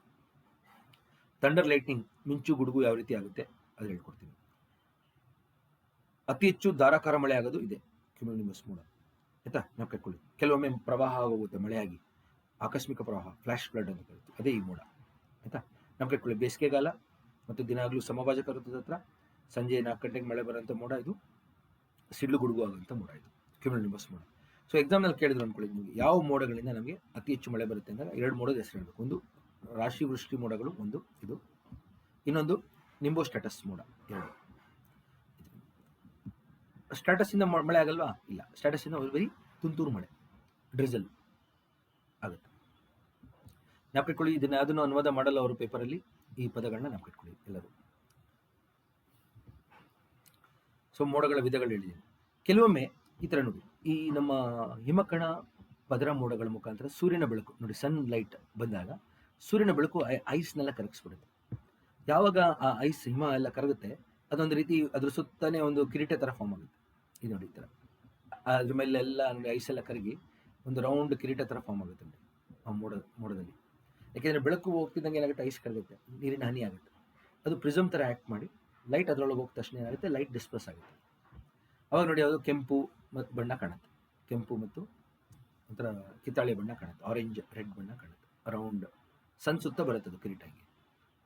ಓಕೆ, ಹೇಲೋ ಫಾರ್ಮೇಷನ್ ಅಂತ ಕರಿತೀವಿ ನಾವು ಇದನ್ನು. ಈ ಮೋಡಗಳೆಲ್ಲ ನಮಗೆ ಈ ಥರ ಹೇಲೋ ಫಾರ್ಮೇಷನ್ ಫಾರ್ಮ್ ಆಗೋದು. ಸೈರೋಸ್ಟ್ರಾಟಸ್ ಹಿಮಕಣ ಪದರ ಮೋಡಗಳು, ಹಿಮಕಣ ಪದರ ಆಯ್ತಾ, ಜ್ಞಾಪಕಿಟ್ಕೊಳ್ಳಿ ಸ್ನೇಹಿತರೆ. ಸೊ ಯಾವ ಮೋಡದ ಮುಖಾಂತರ ಸೂರ್ಯಕಿರಣಗಳು ಬಂದಾಗ ಅದ್ರ ಸುತ್ತ ಒಂದು ಕಿರೀಟ ಫಾರ್ಮ್ ಆಗುತ್ತೆ ಅಂತ ಕೇಳ್ತಾರೆ. ಹೇಲೋ ಫಾರ್ಮೇಷನ್ ಆಗುತ್ತೆ ಅಂತ ಕೇಳಿದ್ರೆ ಸೈರೋಸ್ಟ್ರಾಟಸ್ ಹಿಮಕಣ ಪದರ ಮೋಡಗಳು ಆಯ್ತಾ. ಸೊ ಇದನ್ನ ಎಕ್ಸಾಮಲ್ಲಿ ಇದ್ರ ಬಗ್ಗೆ ಒಂದು ಪ್ರಶ್ನೆ ಬರುತ್ತೆ, ಮೋಡಗಳ ಬಗ್ಗೆ ಒಂದು ಬಂದೇ ಬರುತ್ತೆ. ನಾನು ಹೇಳಿದ್ದೀನಿ ಅದನ್ನ. ಇಲ್ಲಿ ನೋಡಿ, ಮೋಡಗಳನ್ನ ಹೆಂಗೆ ಮೆಜರ್ ಮಾಡ್ತಾರೆ ಅಂತ ಕೇಳ್ಬೋದು. ಆಕ್ಟಾಸ್, ಅದನ್ನ ಯೂನಿಟ್ ಆಕ್ಟಾಸ್ ಅಂತ ಹೇಳಿ ನಾವು ಕೇಳ್ಕೊಳ್ಳಿ ಸಾಕು. ಈಗ ನಿಮ್ಮ ಪರೀಕ್ಷೆಗೆ ಮೋಡಗಳ ನಾವು ಮಾಪಿಸುವಂಥ ಘಟಕ ಯಾವುದು ಅಂದಾಗ ಆಕ್ಟಾಸ್ ಅಂತ ಕರಿಬೇಕು ನೀವು ಅದನ್ನು. ಆಕ್ಟಾಸ್ ಅಂದರೆ ನಮ್ಮ ಆಕಾಶವನ್ನು 8 ಭಾಗವಾಗಿ ವಿಂಗಡಣೆ ಮಾಡ್ತೀವಿ ಸ್ನೇಹಿತರೆ ನಾವು. 1/8 ಅಂತ ಆಕ್ಟಾಸ್ ಅಂದರೆ. ಅಂದರೆ ನಾವು ಆಕಾಶದಲ್ಲಿ ಹಿಂಗೆ ಈ ಕಡೆಯಿಂದ ಈ ಕಡೆವರೆಗೂ ನೋಡ್ಬೋದಲ್ವಾ, ಹಿಂಗಿಂದ ಹಿಂಗೆ ನೋಡಬಹುದು. 8 ಭಾಗವಾಗಿ ಡಿವೈಡ್ ಮಾಡ್ತೀವಿ ಅದನ್ನು, 8 ಭಾಗವಾಗಿ. ಸ್ವಲ್ಪ ವೈಜ್ಞಾನಿಕವಾಗಿದೆ ನಮ್ಮ ತರಗತಿ, ನೀವು ಜ್ಞಾಪಕಿಟ್ಕೊಂಡ್ರೆ ಸೈನ್ಸು ಆಗೋಗುತ್ತಿಲ್ಲ. ಸೈನ್ಸ್ ಬಗ್ಗೆನೂ ನಾನು ಮಾಹಿತಿ ಕೊಡ್ತೀನಿ ಹೆಚ್ಚಾಗಿ. ಜಾಗ್ರಫಿನಲ್ಲಿ ಸ್ವಲ್ಪ ಸೈನ್ಸು ಇದೆ, ಆರ್ಟ್ಸು ಇದೆ. ಸೊ ಜಾಗ್ರಫಿ ಭೂಗೋಳಶಾಸ್ತ್ರದಲ್ಲಿ ವಿಜ್ಞಾನ ಕೂಡ ಇದೆ, ಹಾಗೆ ಹ್ಯುಮ್ಯಾನಿಟೀಸ್ ಟಾಪಿಕ್ಸ್ ಕೂಡ ಇದೆ ಆಯಿತಾ. ಅದನ್ನು ನೀವು ಗಮನದಲ್ಲಿಟ್ಕೊಂಡು ಸ್ವಲ್ಪ ತಾಳ್ಮೆ ಇರಬೇಕಾಗುತ್ತೆ, ಕಲಿತೀರಾ. ಸೊ 8 ಭಾಗವಾಗಿ ನಾವು ಆಕಾಶನ ವಿಂಗಡಣೆ ಮಾಡಿಕೊಂಡು ಆಕಾಶದಲ್ಲಿ ಎಲ್ಲೆಲ್ಲಿ ಮೋಡಗಳಿದೆ ಅಂತ ನೋಡ್ಬೇಕು, ಹಿಂಗಿದೆ ಹಿಂಗೆ. ಆವಾಗ ನಮಗೆ ಮೋಡಗಳ ಮೆಜರ್ ಮಾಡ್ತೀವಿ. ಆಕ್ಟಾಸ್ನ ಕಟ್ಕೊಳ್ಳಿ ಸಾಕಷ್ಟು. ಆಕ್ಟಾಸ್ ಅಂದ್ರೇನು, ಯಾವ ರೀತಿ ಮೋಡಗಳನ್ನ ಮೆಜರ್ ಮಾಡ್ತೀವಿ. ಏನೂ ಇಲ್ಲ ಅಂದರೆ ಝೀರೋ, ಏನೂ ಇಲ್ಲ ಅಂದರೆ ಝೀರೋ ಅಂದರೆ ಮೋಡಗಳಿಲ್ಲ ಅಂತ. 8 ಅಂದರೆ ಫುಲ್ ಓವರ್ಕಾಸ್ಟ್, ಆಕಾಶದಲ್ಲಿ ಸಂಪೂರ್ಣವಾಗಿ ಮೋಡಗಳಿದೆ, ಅದನ್ನು ನಾವು ಓವರ್ಕಾಸ್ಟ್ ಅಂತ ಕರಿತೀವಿ ಜಾಗ್ರಫಿನಲ್ಲಿ. ಟೆಕ್ನಿಕಲ್ ಪದ ಇದು, ಜ್ಞಾಪಕಿಟ್ಕೊಳ್ಳಿ. ಎರಡೇ ಪದ ಜ್ಞಾಪಕಿಟ್ಕೊಳ್ಬೇಕಾದ್ರೆ ನೀವು ಜಾಸ್ತಿ ನಂಬರ್ 8, 0 to 8 ಮೆಜರ್ ಮಾಡ್ತೀವಿ ನಾವು. 0 to 8 ಯಾಕೆ 0 to 8? ಅದಕ್ಕೆ ಅಂದರೆ ಆಕಾಶನ ನಾವು 8 ಭಾಗವಾಗಿ ವಿಂಗಡಣೆ ಮಾಡಿದ್ದೀವಿ. 0 ಅಂದರೆ ಸ್ಕೈ ಕ್ಲಿಯರ್, ಯಾವುದೂ ಮೋಡ ಇಲ್ಲ ಅಂತ ಹೈಲೈಟ್ ಮಾಡಿದ್ದೀನಿ ನೋಡಿ, ಏನೂ ಮೋಡ ಇಲ್ಲ ಅಂತ 0 ಅದು. 8 ಅಂದರೆ ಓವರ್ಕಾಸ್ಟ್, ಅಂದರೆ ಸಂಪೂರ್ಣವಾಗಿ ಆಕಾಶದಲ್ಲಿ ಮೋಡಗಳಿದೆ. ಓಕೆ, ಸಂಪೂರ್ಣವಾಗಿ ಆಕಾಶದಲ್ಲಿ ಮೋಡಗಳಿದೆ, ಅದು 8. ತಾವು ಗಮನಿಸಿ ಇದನ್ನ ಜ್ಞಾಪಕಿಟ್ಕೊಳ್ಳಿ ಆಯ್ತಾ. ಆಕ್ಟಾಸ್ ನೋಡಿ, ಸಿಲೋಮೀಟರ್ಸ್ ಅಂತ ಕರಿತೀವಿ ನಾವು. ಈ ಸಿಲೋಮೀಟರ್ಸ್ನ ಬಳಸಿ ನಾವು ಮೋಡಗಳ ಎತ್ತರ ಮತ್ತು ಯಾವ ಥರ ಮೋಡ ಇದೆ ಅಂತೇಳಿ ಕಂಡಿದ್ದೀವಿ. ಸೊ ಮೋಡಗಳು, ನೆಕ್ಸ್ಟ್ ಮೋಡಗಳು ಯಾವ ರೀತಿ ನಾವು ಮೆಜರ್ ಮಾಡ್ತೀವಿ ಗೊತ್ತಾಯ್ತು. ಈಗ ಯಾವುದ್ರಲ್ಲಿ ಮೆಜರ್ ಮಾಡ್ತೀವಿ? ಸೊ ಆಕಾಶದಲ್ಲಿ ಮೋಡಗಳೇನಿದೆ ಅದನ್ನು ನಾವು ಮಾಪಿಸುವಂಥ ಮಾಪಕ ಯಾವುದು ಅಂದರೆ ಸಿಲೋಮೀಟರ್ಸ್. ಸಿಲೋಮೀಟರ್ಸ್ನ ಲೇಸರ್ನ ಬಳಸ್ತಾ ಇದ್ದು, ಲೇಸರ್ ಲೈಟ್ನ ಬಳಸಿ ಮೋಡಗಳ ಹೈಟ್ ಎಲ್ಲಿದೆ ಅಂಥೇಳಿ ಮತ್ತು ಅದರ ಸಾಂದ್ರತೆ, ಮೋಡಗಳ ಸಾಂದ್ರತೆ ಎಷ್ಟು ಅಂಥೇಳಿ ಮೆಜರ್ ಮಾಡುತ್ತೆ. ಸೊ ಜ್ಞಾಪಕಿಟ್ಕೊಳ್ಳಿ, ಎಕ್ಸಾಂಪಲ್ ಕೇಳ್ತಾರೆ, ಮೋಡಗಳನ್ನು ನಾವು ವೈಜ್ಞಾನಿಕವಾಗಿ ಮಾಪಿಸಲು ಉಪಯೋಗಿಸುವಂಥ ಮಾಪಕ ಯಾವುದು? Which instrument is use to measure the clouds? Okay, ceilometers ಜ್ಞಾಪಕಿಟ್ಕೊಳ್ಳಿ. ನೆಕ್ಸ್ಟ್ ನೋಡಿ ಸ್ನೇಹಿತರೆ, ಮೋಡ ಬಿತ್ತನೆ ಎಲ್ಲರೂ ಕೇಳಿರ್ತಾರೆ. ನಾನು ಇದುವರೆಗೂ ಹೇಳ್ತಾ ಇದ್ದೆ, ಮೋಡಗಳಾಗಬೇಕು ಅಂದರೆ ಆಕಾಶದಲ್ಲಿ ಸಾಕಷ್ಟು ಧೂಳಿನ ಕಣಗಳಿರಬೇಕು, ಡಸ್ಟ್ ಪಾರ್ಟಿಕಲ್ಸ್ ಇರಬೇಕು. ಹಂಗೆ ಆ ಡಸ್ಟ್ ಪಾರ್ಟಿಕಲ್ಸ್ ಮೇಲೆ ಹೋಗಿ ನೀರಾವಿ ಘನೀಕರಿಸಬೇಕು. 2 ಅಂಶಗಳನ್ನ ನಾನು ಹೇಳಿದ್ದೆ ನನಗೀಗ. ಒಂದು ಡಸ್ಟ್, ಧೂಳು, ಡಸ್ಟ್ ಪಾರ್ಟಿಕಲ್ಸ್ ಇರಬೇಕು ಆಕಾಶದಲ್ಲಿ. ಆ ಆಕಾಶದಲ್ಲಿ ಅಷ್ಟು ಧೂಳಿನ ಕಣಗಳ ಮೇಲೆ ಹೋಗಿ ನೀರಾವಿ ಹೋಗಿ ಘನೀಕರಿಸಿದಾಗ ನಮಗೆ ಮೋಡಗಳಾಗುತ್ತೆ ಅಂತ ನಾನು ಹೇಳಿದ್ದೆ. ಇವೆರಡರ ಮಿಲನ, ಹೌದಾ? ಈ ರೀತಿ ವೇಪರ್, ನೀರಾವಿ ಮತ್ತು ಧೂಳು. ಇವಾಗ ವೇಪರ್ ತುಂಬ ಇದೆ ಅನ್ಕೊಳ್ಳಿ, ನೀರಾವಿ ಇದೆ, ಧೂಳಿನ ಕಣಗಳಿಲ್ಲ. ನೀರಾವಿ ಸಾಕಷ್ಟಿದ್ದು ನೋಡಿ, ನೀರಾವಿ ಸಾಕಷ್ಟಿದೆ, ಸಾಕಷ್ಟು ನೀರಾವಿ ಇದೆ, ಅದೇ ಧೂಳಿನ ಕಣಗಳು ಇಲ್ಲ ಅನ್ಕೊಳ್ಳಿ. ಅವಾಗ ಏನಾಗುತ್ತೆ, ಮೋಡ ಫಾರ್ಮ್ ಆಗಲ್ಲ, ಮೋಡಗಳೇ ವಿಕಾಸ ಆಗಲ್ಲ. ಸೊ ಅವಾಗ ಏನಾಗುತ್ತೆ, ನಾವು ಈ ಥರ ವಿಮಾನಗಳ ಮುಖಾಂತರ ಡ್ರೈ ಐಸ್ ನಮ್ಮ ಮೊದಲು ಬಳಸ್ತಾ ಇದ್ರೆ ಇವಾಗ ಬಳಸ್ತಾ ಇಲ್ಲ. ಡ್ರೈ ಐಸ್ ಹಾಕೋದು ಅಂದರೆ carbon dioxide, frozen carbon dioxide, ಅದನ್ನ ಇವಾಗ ಬಳಸ್ತಾ ಇಲ್ಲ. ಈಗ ಬಳಸೋದು ಸಿಲ್ವರ್ ಅಯೋಡೈಡ್ ಮತ್ತು ಪೊಟ್ಯಾಷಿಯಂ ಅಯೋಡೈಡ್. ಸಿಲ್ವರ್ ಅಯೋಡೈಡ್ ಮತ್ತು ಪೊಟ್ಯಾಷಿಯಂ ಅಯೋಡೈಡ್ನ ನಾವು ಚಿಮಿಸ್ತೀವಿ ಆಕಾಶದಲ್ಲಿ, ವಿಮಾನಗಳ ಮುಖಾಂತರ ಹಾಕ್ತೀವಿ. ಯಾವಾಗ ಆ ಧೂಳಿನ ಕಣಗಳು ಬೀಳುತ್ತೆ ನೋಡಿ, ಮೊದಲಿದ್ದ ಮೋಡ ಹೆಂಗಿತ್ತು, ಈಗ ಏನಾಗುತ್ತೆ, ಮೋಡ ಬಿತ್ತನೆ ಮಾಡಿದ್ಮೇಲೆ ಈ ಥರ ಆಗುತ್ತೆ, ಗೊತ್ತಲ್ಲ. ಸೊ ಮೋಡ ಬಿತ್ತನೆ ಮಾಡೋದ್ರಿಂದ ಏನಾಗುತ್ತೆ, ಮೋಡಗಳ ಗಾತ್ರ ಹೆಚ್ಚಾಗುತ್ತೆ, ಮೋಡಗಳು ದೊಡ್ಡದಾಗಿ ಮಳೆ ಆಗೋಕ್ಕೆ ಶುರು ಆಗುತ್ತೆ, ಗೊತ್ತಾಯ್ತಲ್ಲ. ಸೊ ಮೋಡ ಬಿತ್ತನೆ, ಕ್ಲೌಡ್ ಸೀಡಿಂಗ್ ಅಂತ ನಾವು ಕಟ್ಕೊಳ್ಳಿ.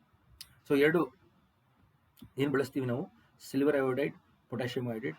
ಹಾಗೆ ಸ್ವಲ್ಪ ಲಿಕ್ವಿಡ್ ಪ್ರೊಪೈನ್ ಕೂಡ ಬಳಸ್ತಾ ಇದ್ದಾರೆ ಕೆಲವು ದೇಶಗಳಲ್ಲಿ. ಲಿಕ್ವಿಡ್ ಪ್ರೊಪೈನ್ ಗ್ಯಾಸ್ನ ರಿಲೀಸ್ ಮಾಡಿದಾಗ, ಬರ್ನ್ ಮಾಡಿದಾಗ ಅದು ಗ್ಯಾಸ್ ಆಗಿ ಕನ್ವರ್ಟ್ ಆಗುತ್ತೆ, ಪ್ರೊಪೈನ್ ಗ್ಯಾಸ್ ಆಗಿ ಕನ್ವರ್ಟ್ ಆಗುತ್ತೆ. ಲಿಕ್ವಿಡ್ ಪ್ರೊಪೈನ್ನ ಬರ್ನ್ ಮಾಡಿದಾಗ ಆ ಲಿಕ್ವಿಡ್ ಪ್ರೊಪೈನ್ ಬರ್ನ್ ಮಾಡಿ ಗ್ಯಾಸ್ ಬಂದಿದ್ದು ಮೇಲೆ ಹೋಗುತ್ತೆ, ಅದು ಕೂಡ ಘನೀಕರಣಕ್ಕೆ ಉಪಯುಕ್ತ. ಆದರೆ ಇದನ್ನ ಅಷ್ಟು ಬಳಸಲ್ಲ, ಲಿಕ್ವಿಡ್ ಪ್ರೊಪೈನ್ನ ಅಷ್ಟು ಬಳಸಲ್ಲ, ಯಾಕೆಂದರೆ ತುಂಬ ದುಡ್ಡು ಖರ್ಚಾಗುತ್ತೆ. ಲಿಕ್ವಿಡ್ ಪ್ರೊಪೈನ್ನ ಬಳಸಿದ್ರೆ ಖರ್ಚಾಗುತ್ತೆ ದುಡ್ಡು, ಆಯ್ತಾ.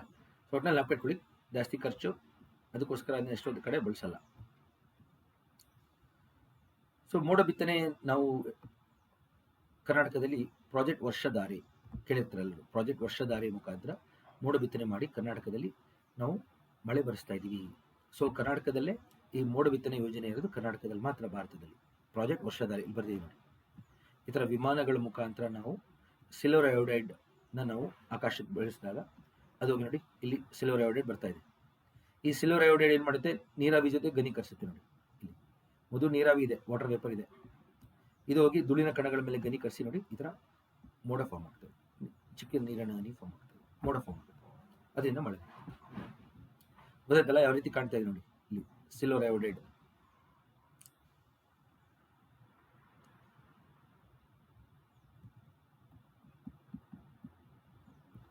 ಸೊ ಇದನ್ನ ಬರ್ಕೊಳ್ಳಿ ಎಲ್ಲರೂ.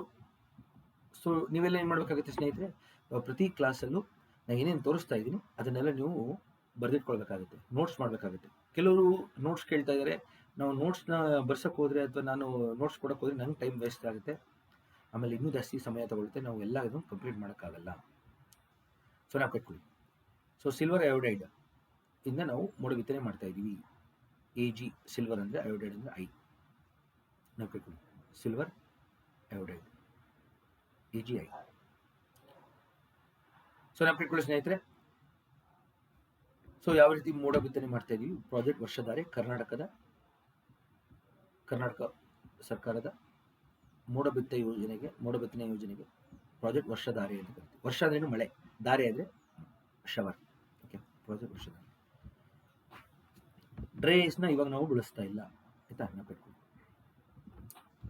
ಅದಲ್ಲದೆ ನಾವು ಇದಲ್ಲದೆ ಬೇರೆ ಯಾವ ರೀತಿ ನಾವು ಮೋಡಗಳನ್ನ ಮಾಡ್ಬೋದು ಅಂತ ಕೇಳ್ಬೋದು ನೀವು. ಈಗ ಹೊಸ ಹೊಸ ತಂತ್ರಜ್ಞಾನ ಬಂದಿದೆ ಸ್ನೇಹಿತರೆ. ಅದರಲ್ಲಿ ಮುಖ್ಯವಾಗಿ ಈ ರೀತಿ ಎಲೆಕ್ಟ್ರಿಕ್ ಚಾರ್ಜ್ನ ಬಳಕೆಯಿಂದನೂ ಸಹ ನಾವು ಮಳೆ ಬರೆಸ್ಬೋದು. ಇತ್ತೀಚೆಗೆ ಯುನೈಟೆಡ್ ಅರಬ್ ಎಮಿರೇಟ್ಸ್ UAE ನಲ್ಲಿ ಏನು ಮಾಡಿದ್ರು, 2021 ಮತ್ತು 2022ರಲ್ಲಿ ಒಂದು ಡ್ರೋನ್ನ ಬಳಸಿ ಆ ಡ್ರೋನ್ನಲ್ಲಿ ಎಲೆಕ್ಟ್ರಿಕ್ ಚಾರ್ಜ್ಗಳನ್ನ ರಿಲೀಸ್ ಮಾಡಿದ್ರು ಆಕಾಶದಲ್ಲಿ. ಆ ಡ್ರೋನ್ ಮೇಲೆ ಹೋಗುತ್ತೆ, ಆಕಾಶದಲ್ಲಿ ಎಲೆಕ್ಟ್ರಿಕ್ ಚಾರ್ಜಸ್ನ ರಿಲೀಸ್ ಮಾಡುತ್ತೆ. ಆ ಎಲೆಕ್ಟ್ರಿಕ್ ಚಾರ್ಜಸ್ ಏನು ಮಾಡುತ್ತೆ, ಮೋಡ ಬಿತ್ತನೆ ಥರ ಆ್ಯಕ್ಟ್ ಮಾಡುತ್ತೆ. ಅಂದರೆ ಹೋಗಿ ಅಲ್ಲಿ ನೀರಿನ ಹನಿಗಳ ಮೇಲೆ ಕೂತ್ಕೊಳ್ಳುತ್ತೆ. ಸೊ ಆವಾಗ ಒಂದು ನೀರಿನ ಹನಿ ಇನ್ನೊಂದು ನೀರಿನ ಹನಿಗೆ ಹೋಗಿ ಹೊಡಿಯುತ್ತೆ, ಅದರಿಂದ ಎರಡು ಸೇರಿ ಮೋಡಗಳಾಗ್ತವೆ, ನೀರಿನ ಹನಿಯಾಗಿ ಬಿಡುತ್ತೆ ಕೆಳಗೆ, ಗೊತ್ತಾಯ್ತಲ್ಲ.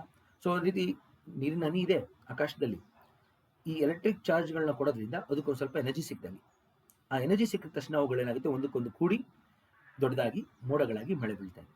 ಇದು ತುಂಬ ಎಫೆಕ್ಟಿವ್ ಆಗಿ UAE ರಾಷ್ಟ್ರ ಅಂದರೆ ಯುನೈಟೆಡ್ ಅರಬ್ ಎಮಿರೇಟ್ಸ್, ಗಲ್ಫ್ ರಾಷ್ಟ್ರ ಇದು ಸ್ನೇಹಿತರೆ. ಅಲ್ಲಿ ಯೂನಿವರ್ಸಿಟಿ ಆಫ್ ಬಾತ್ ಅವರು ಮಾಡಿರೋಂಥ ಎಕ್ಸ್ಪೆರಿಮೆಂಟ್ ಇದು. ಎಲೆಕ್ಟ್ರಿಕ್ ಚಾರ್ಜ್ನ ಬಳಸಿ ಮೋಡ ಬಿತ್ತನೆ ಮಾಡಿ ಮಳೆ ಬರೆಸಿದ್ದಾರೆ. ಇದನ್ನು ನಾವು ಇಲ್ಲಿ ಗಮನದಲ್ಲಿ ಇಟ್ಕೊಳ್ಬೇಕಾಗುತ್ತೆ. ತಾವೆಲ್ಲರೂ ಇದನ್ನು ನೆನಪಿಟ್ಕೊಳ್ಳಿ. ಯುನೈಟೆಡ್ ಅರಬ್ ಎಮಿರೇಟ್ಸ್ ಕೇಳ್ತಾರೆ, ಎಲೆಕ್ಟ್ರಿಕ್ ಚಾರ್ಜ್ ಇಂದನೂ ಸಹ ಮೋಡ ಬಿತ್ತನೆ ಮಾಡಿ ಮಳೆ ಬರೆಸಿದ್ದಾರೆ. ಇದು ಗಮನದಲ್ಲಿ ಸ್ನೇಹಿತರೆ ಎಲ್ಲರೂ. ಇನ್ನೊಂದು ಯಾವ ರೀತಿ ಸರ್ ಅಂದರೆ, ನಾವು ಇನ್ನೊಂದು ಬ್ಯಾಕ್ಟೀರಿಯಾಸ್ನ ಬಳಸ್ಬೋದು. ಸೊ ಇವಾಗ ಹೊಸ ಟಾಪಿಕ್ ಏನು, ಬಯೋಪ್ರೆಸಿಪಿಟೇಷನ್. ಬಯೋಪ್ರೆಸಿಪಿಟೇಷನ್ ಅಂದರೆ, ಪ್ರೆಸಿಪಿಟೇಷನ್ ಅಂದ್ರೇನು? ಬಾಷ್ಪದ ದ್ರವೀಭವನ, ಮಳೆ. ಬಯೋ ಅಂದರೆ ಬ್ಯಾಕ್ಟೀರಿಯಾಸ್ನ ಬಳಸಿ ಯಾವ ರೀತಿ ಮೋಡಗಳಾಗುತ್ತೆ.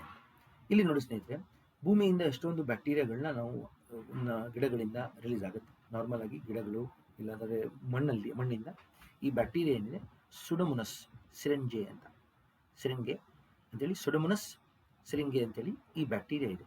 ಈ ಬ್ಯಾಕ್ಟೀರಿಯಾ ಮಣ್ಣಿಂದ ರಿಲೀಸ್ ಆಗುತ್ತೆ ಸ್ನೇಹಿತರೆ. ಮಣ್ಣಿಂದ ಯಾವಾಗ ಈ ಬ್ಯಾಕ್ಟೀರಿಯಾ ರಿಲೀಸ್ ಆಗುತ್ತೆ, ಆಕಾಶಕ್ಕೆ ಹೋಗಿ ಅದು ಅಲ್ಲಿ ಘನೀಕರಣಕ್ಕೆ ಸಹಾಯ ಮಾಡುತ್ತೆ. ನೀರಾವಿ ಎಲ್ಲ ಇದ್ರ ಮೇಲೆ ಘನೀಕರಿಸಿ ಮೋಡಗಳಾಗಿ ಮಳೆ ಬರುತ್ತೆ. ಇದನ್ನು ನಾವು ಬಯೋಪ್ರೆಸಿಪಿಟೇಷನ್ ಅಂತ ಕರಿತೀವಿ. ಇದು ನ್ಯಾಚುರಲ್ ಆಗಿ ಆಗ್ತಾ ಇದೆ ಅಂತೇಳಿ ಈಗ ಎಲ್ಲ ಕಡೆ ಇದು ಪ್ರಸಿದ್ಧವಾಗಿದೆ ಸ್ನೇಹಿತರೆ. ಬಯೋಪ್ರೆಸಿಪಿಟೇಷನ್ ನಾನು ಹೇಳ್ತಾ ಇರೋದು ಎಷ್ಟೊಂದು ಟಾಪಿಕ್ಸ್ಗಳು ನಿಮಗೆ ಬುಕ್ಕಲ್ಲಿ ಇರಲ್ಲ. ಯಾಕೆಂದರೆ ನಾವು ಈ ಥರ ಸಂಶೋಧನಕ್ಕಾಗಿ ತುಂಬ ವರ್ಷಗಳಿಂದ ನಾನು ಕೆಲಸ ಮಾಡ್ತಾ ಇರೋದ್ರಿಂದ ಇವೆಲ್ಲ ಟಾಪಿಕ್ಸ್ಗಳು ನಂಗೆ ಗೊತ್ತಿದೆ, ನಾನು ಮಾಡ್ತಾ ಇದ್ದೀವಿ ಇದನ್ನು ನಾವು, ಆಯಿತಾ. ಸೊ ಕರ್ನಾಟಕ ಸರ್ಕಾರದಿಂದ ನಮಗೆ ನಮ್ಮ ಪ್ರೋತ್ಸಾಹ ಸಿಕ್ಕಿದೆ. ಇದನ್ನು ನಾವು ಇಲ್ಲೂ ಟ್ರೈ ಮಾಡ್ಬೋದು. ಇದೆಲ್ಲ ನಿಮಗೆ ಎಕ್ಸಾಂಪಲ್ ಕೇಳ್ತಾರೆ ಮುಂದಕ್ಕೆ ಹೋಗ್ತಾ. ಬಯೋಪ್ರೆಸಿಪಿಟೇಷನ್ ಅಂದರೆ ಯಾವ ಬ್ಯಾಕ್ಟೀರಿಯಾ, ಅತಿ ಹೆಚ್ಚು ಬಳಕೆ ಆಗುವಂಥ ಯಾವ ಬ್ಯಾಕ್ಟೀರಿಯಾನ ನಾವು ಬಳಸ್ಬೋದು? ಸುಡೋಮೋನಸ್ ಸಿರಿಂಜೆ ನಪೆಕು, ಅದು ಸಿರಿಂಗೆ ಅಂತ ಹೇಳ್ಬೋದು, ಸಿರಿಂಜೆ ಅಂತ ಹೇಳ್ಬೋದು ಈ ಬ್ಯಾಕ್ಟೀರಿಯಾ.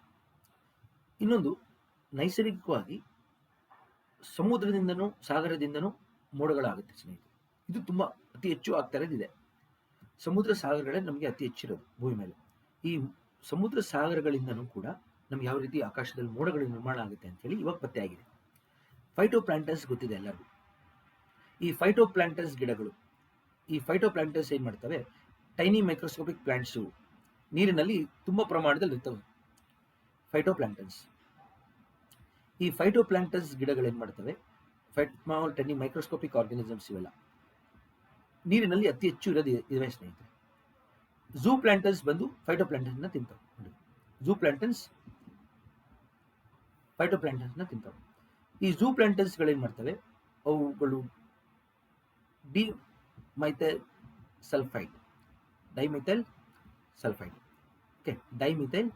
ಸಲ್ಫೈಡ್ನ ರಿಲೀಸ್ ಮಾಡ್ತವೆ. ಸೊ ನೀರಿನಲ್ಲಿ DMS ಅಂತ ಹೇಳಿ ಒಂದು ಕೆಮಿಕಲ್ ರಿಲೀಸ್ ಮಾಡ್ತವೆ. ಡೈಮಿಥೈಲ್ ಸಲ್ಫೈಡ್ ಅಂತ ಹೇಳಿ ಕರಿತೀವಿ. ಇಲ್ಲಿ ಬರ್ತೀವಿ ನೋಡಿ, ಡೈಮಿಥೈಲ್ ಸಲ್ಫೈಡ್ ಅಂತೇಳಿ ಈ ಕೆಮಿಕಲ್ನ ರಿಲೀಸ್ ಮಾಡ್ತವೆ ನೀರಿಗೆ. ಸೊ ಇದು ನೀರಿಂದ ಆಕಾಶಕ್ಕೆ ಬಂದಾಗ ಸಲ್ಫರ್ ಆಗಿ ಪರಿವರ್ತನೆ ಆಗಿ ಈ ಸಲ್ಫರ್ ಕಣಗಳು ಹೋಗಿ ಆಕಾಶದಲ್ಲಿ ನೀರಾವಿ ಎಲ್ಲ ಇದ್ರ ಮೇಲೆ ಘನೀಕರಿಸಿ ಮೋಡ ಆಗುತ್ತೆ. ಗೊತ್ತಾಯ್ತಲ್ಲ? ಸೊ ಇದು ಸ್ವಲ್ಪ ವೈಜ್ಞಾನಿಕವಾಗಿದೆ, ಆದರೆ ಸ್ವಲ್ಪ ನೀವು ತಾಳ್ಮೆ ಇದ್ರೆ ಅರ್ಥ ಆಗುತ್ತೆ. ಫೈಟೋಪ್ಲಾಂಟನ್ಸ್ನ ಝೂ ಪ್ಲಾಂಟನ್ ತಿಂತಾವೆ. ಝೂ ಪ್ಲಾಂಟನ್ಸ್ ಏನು ರಿಲೀಸ್ ಮಾಡುತ್ತೆ ಅವಾಗ, ಅವುಗಳು ಫುಡ್ನ ಡೈಜೆಸ್ಟ್ ಮಾಡ್ಕೊಂಡಾಗ DMS ರಿಲೀಸ್ ಮಾಡುತ್ತೆ. ಇದು ಬೈ ಪ್ರಾಡಕ್ಟ್. DMS ಅಂದ್ರೇನು? ಡೈಮಿಥೈಲ್ ಸಲ್ಫೈಡ್ ಅಂತ. ಈ ಡೈಮಿಥೈಲ್ ಸಲ್ಫೈಡ್ ಏನಾಗುತ್ತೆ, ಆಕಾಶಕ್ಕೆ ಏರೋಸಾಲ್ ರಿಲೀಸ್ ಮಾಡುತ್ತೆ. ಅದು ಹೋಗಿ ಈಗ ಮೋಡಗಳಾಗುತ್ತೆ ಅಂತೇಳಿ ಪತ್ತೆ ಆಗಿದೆ ಸ್ನೇಹಿತರೆ. ಸೊ ಅತಿ ಹೆಚ್ಚು ಸಮುದ್ರ ಸಾಗರಗಳಿಂದ DMS ರಿಲೀಸ್ ಆಗ್ತಾ ಇರೋದ್ರಿಂದ ಸಲ್ಫರ್ ಮೇಲೆ ಹೋಗ್ತಾ ಇದೆ, ಸಲ್ಫರ್ ಕಣಗಳು ಅದ್ರ ಮೇಲೆ ಹೋಗಿ ನೀರು ಹೋಗಿ ಘನೀಕರಣಗೊಂಡು ಮೋಡಗಳಾಗ್ತಾ ಇದೆ. ನೀವು ಕೇಳ್ಬೋದು, ಸರ್ ಇದರಿಂದ ನಮಗೇನು ಆಸಿಡ್ ರೈನ್ ಆಗಲ್ವಾ ಅಂತ. ಇಲ್ಲ, ಇದು ಸಲ್ಫರ್ ಏರೋಸಾಲ್ ಕಣಗಳು ಘನ ರೂಪದಲ್ಲಿರೋದ್ರಿಂದ ನಮ್ಗೆ ಆಗ್ತಾ ಇಲ್ಲ ಆ ಥರ.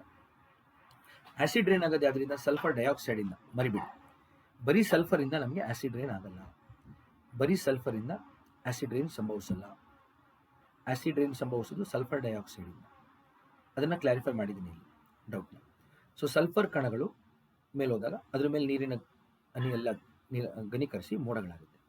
ಸೊ ಎಕ್ಸಾಂಪಲ್ ಇದು ಬಂದೇ ಬರುತ್ತೆ ಸ್ನೇಹಿತರೆ. UPSC ಮತ್ತು ಎಲ್ಲ ಪರೀಕ್ಷೆಗಳಲ್ಲೂ ಇದನ್ನು ಕೇಳ್ತಾರೆ. KPSCಯಲ್ಲಿ ಬಂದೇ ಬರುತ್ತೆ. ಇದು DMS ಅಂದರೆ ಏನು, ಆಕಾಶದಲ್ಲಿ ಮೋಡಗಳಾಗುವುದಕ್ಕೆ ಯಾವ ರೀತಿ ಸಾಗರ ಕೂಡ ಒಂದು ಕಾರಣ ಅಂತ ಕೇಳ್ತಾರೆ. ಅವಾಗ ನಿಮ್ಗೆ ಗೊತ್ತಿರಬೇಕಿದು. ಎಲ್ಲ ರೀತಿ ಕವರ್ ಮಾಡಿದ್ದೀನಿ ನೋಡಿ ಸೈಂಟಿಫಿಕ್ ಆಗಿ ನಿಮಗೆ, ಆಯಿತಾ. ನೆಕ್ಸ್ಟ್ ನೋಡಿ, ಆಸಿಡ್ ರೈನ್ ಕವರ್ ಮಾಡ್ತೀನಿ ನಾನು. ನಮ್ಮ ಭೂಮಿಯಿಂದ ನಾವು ಎಷ್ಟೊಂದು ಚಟುವಟಿಕೆಗಳು ನಾವು ಏನು ಮಾಡ್ತಾ ಇದ್ವಿ, ಈ ಥರ ವಾಹನಗಳಿಂದ ಕರೆಕ್ಟಾಗಿ ವಾಹನಗಳ ಬಳಕೆ, ಕೈಗಾರಿಕೆಗಳು ಮತ್ತು ಈ ಥರ ವಿದ್ಯುತ್ ಘಟಕಗಳು, ಥರ್ಮಲ್ ಪವರ್ ಪ್ಲಾಂಟಿಂದ ಕರೆಕ್ಟ್ ಹಲವಾರು ಅನಿಲಗಳನ್ನ ನಾವು ರಿಲೀಸ್ ಮಾಡ್ತಾ ಇದ್ದೀವಿ. ವಾಯು ಮಾಲಿನ್ಯ ಮಾಡ್ತಾ ಇದ್ದೀವಿ. ನೈಸರ್ಗಿಕವಾಗಿ ಜ್ವಾಲಾಮುಖಿಗಳಿಂದನೂ ಬರುತ್ತಲ್ವಾ ಅಂತ ಕೇಳ್ಬೋದು ನೀವು. ಹೌದು, ನೈಸರ್ಗಿಕವಾಗಿ ಜ್ವಾಲಾಮುಖಿಗಳಿಂದನೂ ಕೂಡ ಸಲ್ಫರ್ ಆಗಲಿ, ಸಲ್ಫರ್ ಡೈಆಕ್ಸೈಡ್, ನೈಟ್ರೋಜನ್ ಡೈಆಕ್ಸೈಡ್ ಬರುತ್ತೆ. ಆದರೆ ಮಾನವ ಚಟುವಟಿಕೆಗಳಿಂದನೇ ಇವಾಗ ಹೆಚ್ಚಾಗಿದೆ. ವಿದ್ಯುತ್ ಕಾರ್ಖಾನೆಗಳಿಂದ ಮತ್ತು ನಮ್ಮ ಕಾರ್ಖಾನೆಗಳಿಂದ, ಇಂಡಸ್ಟ್ರೀಸಿಂದ ಮತ್ತು ವಾಹನಗಳಿಂದ ಏನಾಗುತ್ತೆ, ಆಕ್ಸೈಡ್ಸ್ ಆಫ್ ಸಲ್ಫರ್ ಮತ್ತು ಆಕ್ಸೈಡ್ಸ್ ಆಫ್ ನೈಟ್ರೋಜನ್ ರಿಲೀಸ್ ಆಗುತ್ತೆ ಸ್ನೇಹಿತರೆ. ಈ ಆಕ್ಸೈಡ್ಸ್ ಆಫ್ ಸಲ್ಫರ್ ಮತ್ತು ಆಕ್ಸೈಡ್ಸ್ ಆಫ್ ನೈಟ್ರೋಜನ್ ಏನಾಗುತ್ತೆ ನೋಡಿ, ನಾನು SO2 NO2 ಅಂತ ಬರಿತಾ ಇದ್ದೀನಿ ನೋಡಿ. ಇವೆರಡು ಮೇನ್, ಮುಖ್ಯವಾಗಿ ಇವೆರಡು ಕಾರಣ. ಈ ಆಕ್ಸೈಡ್ಸ್ ಆಫ್ ಸಲ್ಫರ್ ಮತ್ತು ಆಕ್ಸೈಡ್ಸ್ ಆಫ್ ನೈಟ್ರೋಜನ್ ಏನಾಗುತ್ತೆ, ಆಕಾಶದಲ್ಲಿ ಮೇಲೆ ಹೋಗಿ ಮೋಡಗಳ ಜೊತೆ ರಿಯಾಕ್ಟ್ ಮಾಡುತ್ತೆ ಸ್ನೇಹಿತರೆ. ಮೋಡಗಳಲ್ಲಿರುವಂಥ ನೀರು ಜೊತೆ ರಿಯಾಕ್ಟ್ ಮಾಡುತ್ತೆ. ಮೋಡಗಳಲ್ಲಿರುವಂಥ ನೀರು ಜೊತೆ ರಿಯಾಕ್ಟ್ ಮಾಡುತ್ತೆ. ಅವಾಗ ಏನಾಗೋಗುತ್ತೆ, ಸಲ್ಫ್ಯೂರಿಕ್ ಆಸಿಡ್ ಮತ್ತು ನೈಟ್ರಿಕ್ ಆಸಿಡ್ ಫಾರ್ಮ್ ಆಗುತ್ತೆ. ಸಲ್ಫ್ಯೂರಿಕ್ ಆಸಿಡ್ ಮತ್ತು ನೈಟ್ರಿಕ್ ಆಸಿಡ್ ಗೊತ್ತಾಯ್ತಲ್ಲ. ಸಲ್ಫ್ಯೂರಿಕ್ ಆಸಿಡ್ ಮತ್ತು ನೈಟ್ರಿಕ್ ಆಸಿಡ್ ಫಾರ್ಮ್ ಆಗುತ್ತೆ. ಇವೆರಡು ಸ್ಟ್ರಾಂಗ್ ಆಸಿಡ್. ನೀವು ಕೇಳ್ಬೋದು ಕಾರ್ಬೋನಿಕ್ ಆಸಿಡ್ ಸರ್ ಅಂತ. ಕಾರ್ಬೋನಿಕ್ ಆಸಿಡ್ ಏನು ಅಷ್ಟೊಂದು ಸ್ಟ್ರಾಂಗ್ ಇಲ್ಲ. ಕಾರ್ಬೋನಿಕ್ ಆಸಿಡಿಂದ ಸ್ವಲ್ಪ ನಮಗೆ pH ಕಮ್ಮಿ ಆಗುತ್ತೆ ಆಯಿತಾ, ಆದರೆ ಅದರಿಂದ ಅಷ್ಟು ಸಮಸ್ಯೆ ಇಲ್ಲ. ಕಾರ್ಬನ್ ಡೈಆಕ್ಸೈಡಿಂದ ಕಾರ್ಬೋನಿಕ್ ಆಸಿಡಿಂದ ಏನಷ್ಟು ಸಮಸ್ಯೆ ಇಲ್ಲ ನಮಗೆ ಆಯಿತಾ. H2CO3 ಇಂದ ಏನಷ್ಟೊಂದು ಸಮಸ್ಯೆ ಇಲ್ಲ ನಮಗೆ ಕಾರ್ಬೋನಿಕ್ ಆಸಿಡಿಂದ. ಆದರೆ ನಮಗೆ ಜಾಸ್ತಿ ಸಮಸ್ಯೆ ಇರೋದು H2SO4, ಸಲ್ಫ್ಯೂರಿಕ್ ಆಸಿಡ್ ಮತ್ತು ನೈಟ್ರಿಕ್ ಆಸಿಡ್ HNO3. ಇವೆರಡು ಕಾರಣ ಸ್ನೇಹಿತರೆ. ಆಕ್ಸೈಡ್ಸ್ ಆಫ್ ಸಲ್ಫರ್ ಮತ್ತು ಆಕ್ಸೈಡ್ಸ್ ಆಫ್ ನೈಟ್ರೋಜನ್ ಏನು ಮಾಡುತ್ತೆ, pHನ ತುಂಬ ಕಮ್ಮಿ ಮಾಡಿಬಿಡುತ್ತೆ. pH ಎಷ್ಟು 4ರಿಂದ 5 ಬಂದ್ಬಿಡುತ್ತೆ. ಸೊ ನಿಮ್ಗೆಲ್ಲರಿಗೂ ಗೊತ್ತಿರ್ಬೋದು, ಪ್ಯೂರ್ ವಾಟರ್ 7 ಇರುತ್ತೆ pH. ಪ್ಯೂರ್ ವಾಟರ್ 7 ನ್ಯೂಟ್ರಲ್ ಗೊತ್ತಾಯ್ತಲ್ಲ. 7ಗಿಂತ ಕಮ್ಮಿ ಬರೋದಲ್ಲ ಆಸಿಡಿಕ್. 7ಗಿಂತ ಕಮ್ಮಿ ಬರೋದಲ್ಲ ಆಸಿಡಿಕ್. ನೋಡಿ ಇಲ್ಲಿ ಕೊಟ್ಟಿದ್ದೀನಿ ನಾನು, pH ಕೊಟ್ಟಿದ್ದೀನಿ ನೋಡಿ. ಪ್ಯೂರ್ ವಾಟರ್ ಇಲ್ಲಿ ಬರ್ದಿದ್ದೀನಿ ನೋಡಿ. ಪ್ಯೂರ್ ವಾಟರ್ ಏನಿದೆ ಅದು 7 pH ಇರುತ್ತೆ. ಇಲ್ಲಿ ಹೈಲೈಟ್ ಮಾಡ್ತೀನಿ ನೋಡಿ, ಪ್ಯೂರ್ ವಾಟರ್ ಆಯ್ತಾ. ಸೊ ಇವಾಗ ನಾರ್ಮಲ್ ಆಗಿ 7 ಇರುತ್ತೆ, ಆದರೆ ಕಡಿಮೆ ಆದರೆ 7ಗಿಂತ ಕಡಿಮೆ ಆದರೆ ಅಸಿಡಿಕ್ ಅದು. 7ಗಿಂತ ಜಾಸ್ತಿ ಇದ್ರೆ ಬೇಸಿಕ್ ಆಲ್ಕಲೈನ್, ಇದು ಗೊತ್ತಿದೆ ಎಲ್ಲ. ಸೊ 7ಗಿಂತ ಕಮ್ಮಿ ಇರುತ್ತೆ ಸ್ನೇಹಿತರೆ, ಅದು ಮಿಲ್ಕ್ ಅಥವಾ ಲೇಕ್ಗಳಲ್ಲಿರೋ ನೀರು ಸ್ವಲ್ಪ ಅಸಿಡಿಕ್ ಇರುತ್ತೆ. ಇವಾಗ ಮಳೆ ಬರ್ತಾ ಇರೋದು ಕೂಡ ನಮ್ಗೆ ಇವಾಗ ಏನಾಗ್ತಾ ಇದೆ, ಕಾರ್ಬೋನಿಕ್ ಆಸಿಡ್ ಇರೋದ್ರಿಂದ ಸ್ವಲ್ಪ ಅಸಿಡಿಕ್ ಇರುತ್ತೆ. ಕಾರ್ಬನ್ ಡೈಆಕ್ಸೈಡ್ ನೀರು ಜೊತೆ ಮಿಕ್ಸ್ ಆಗಿ ಕಾರ್ಬೋನಿಕ್ ಆಸಿಡ್ ಆಗಿರೋದ್ರಿಂದ ಮಳೆ ನೀರಲ್ಲೂ ಸ್ವಲ್ಪ ಏನಾಗುತ್ತೆ, ಆಸಿಡ್ ಪ್ರಮಾಣ ಇದೆ. ನಾವು ಕೆಟ್ಕೊಳ್ಳಿ, ನಾನು ಹೇಳ್ತಾ ಇದ್ದೀನಿ, ಇದು ತುಂಬ ಮುಖ್ಯವಾದಂಥ ಅಂಶ ಹೇಳ್ಬಿಡ್ತಾ ಇದ್ದೀನಿ ಇವತ್ತು. ಎಕ್ಸಾಂಪಲ್ ಕೇಳ್ಬಿಡ್ತಾರೆ, ಮಳೆ ನೀರಲ್ಲೂ ಯಾಕೆ ಸ್ವಲ್ಪ ಆಸಿಡ್ ಪ್ರಮಾಣ ಇದೆ ಅಂದಾಗ ಕಾರ್ಬನ್ ಡೈಆಕ್ಸೈಡ್ ಜೊತೆ ರಿಯಾಕ್ಟ್ ಆಗ್ತಾ ಇದೆ, ಅದಕ್ಕೋಸ್ಕರ ಕಾರ್ಬೋನಿಕ್ ಆಸಿಡ್ ಆಗಿ ನಮ್ಗೆ ಸ್ವಲ್ಪ ಇದಾಗ್ತದೆ, ಆಸಿಡಿಕ್ ಆಗ್ತದೆ. ಆದರೆ ನಮ್ಗೆ ಯಾವಾಗ ಸಲ್ಫರ್ ಡೈಆಕ್ಸೈಡ್ ಮತ್ತು ನೈಟ್ರಿಕ್ ಆಸಿಡ್ ಜೊತೆ ಫಾರ್ಮ್ ಆಗುತ್ತಲ್ಲ ಮೋಡ, ಅವಾಗ ನಮಗೆ ಆಸಿಡ್ ರೈನ್ ಸಂಭವಿಸುತ್ತೆ. ಅವಾಗ ಆಸಿಡ್ ರೈನ್ದು pH ಎಷ್ಟಿದೆ ನೋಡಿ, 4.2 to 4.4 ಮಾರ್ಕ್ ಮಾಡ್ತಾ ಇದೆ ನೋಡಿ. ಇದು ನಮ್ಮ ಪೊಲ್ಯೂಷನ್ ಕಂಟ್ರೋಲ್ ಬೋರ್ಡ್ ಅವ್ರು ಕೊಟ್ಟಿರೋಂಥದ್ದು. ಇದು PCB, ಮಾಲಿನ್ಯ ನಿಯಂತ್ರಣ ಮಂಡಳಿ ಅವರು ಕೊಟ್ಟಿರೋಂಥದ್ದು. ಪೊಲ್ಯೂಷನ್ ಕಂಟ್ರೋಲ್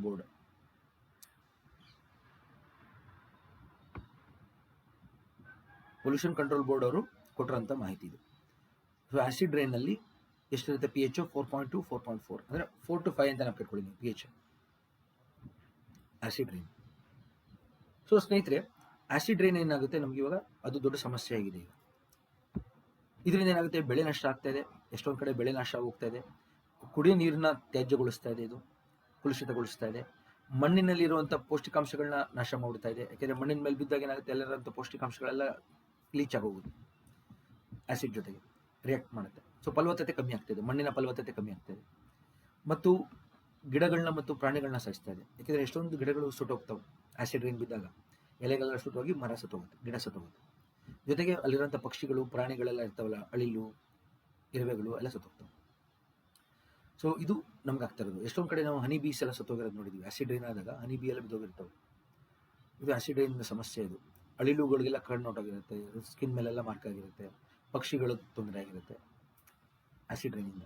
ಹಂಗೆ ಮಾನ್ಯುಮೆಂಟ್ಸ್ಗಳು, ಇವಾಗ ತಾಜ್ ಮಹಲ್ ಆಗಿರ್ಬೋದು, ಮೈಸೂರು ಪ್ಯಾಲೇಸ್ ಆಗಿರ್ಬೋದು, ಗೋಲ್ ಗುಂಬಜ್ ಆಗಿರ್ಬೋದು, ಕೇಳಿದ್ರಲ್ವಾ, ಹಂಪಿ ದೇವಸ್ಥಾನಗಳು, ವಿರೂಪಾಕ್ಷ ದೇವಸ್ಥಾನ, ಕಲ್ಲಿನ ರಥ ಏನಿದೆ ಅಲ್ಲ, ಅದೆಲ್ಲ ಡ್ಯಾಮೇಜ್ ಆಗೋಗುತ್ತೆ ಆಸಿಡ್ ಬಿದ್ದು. ಸ್ಮಾರಕಗಳೆಲ್ಲ ಇದಾವಲ್ಲ, ಅವೆಲ್ಲ ನಮ್ಮ ಮಾನ್ಯುಮೆಂಟ್ಸ್ಗಳು, ಸ್ಟ್ಯಾಚ್ಯೂಸ್ಗಳು, ಸೈಟ್ಸ್ ಎಲ್ಲ ಅವುಗಳಿಗೆಲ್ಲ ಹಾನಿಯಾಗುತ್ತೆ.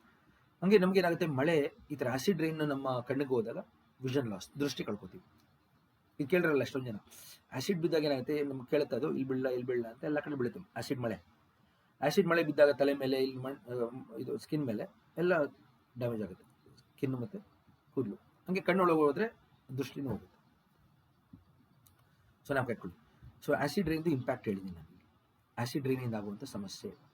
ಸೊ ಆಸಿಡ್ ರೈನ್ ಆಗೋಕ್ಕೆ ಮುಖ್ಯ ಅನಿಲಗಳು ಯಾವುದು ಕಾರಣ ಅಂತ ಕೇಳ್ತಾ ಇದ್ದಾರೆ ಎಕ್ಸಾಮಲ್ಲಿ. ಈಗ ಎಲ್ಲ ಕಡೆ ಬರ್ತಾ ಇದೆ ಕ್ವಶನ್ ಇದು. ನಾನು ಹೇಳ್ಬಿಡ್ತಾ ಇದ್ದೀನಿ ನಿಮಗೆ, ಅದರದ್ದು ಪಿ ಎಚ್ ಲೆವೆಲಲ್ಲೇ ಹೇಳ್ತಾ ಇದ್ದೀನಿ ನಾನು ನಿಮಗೆ.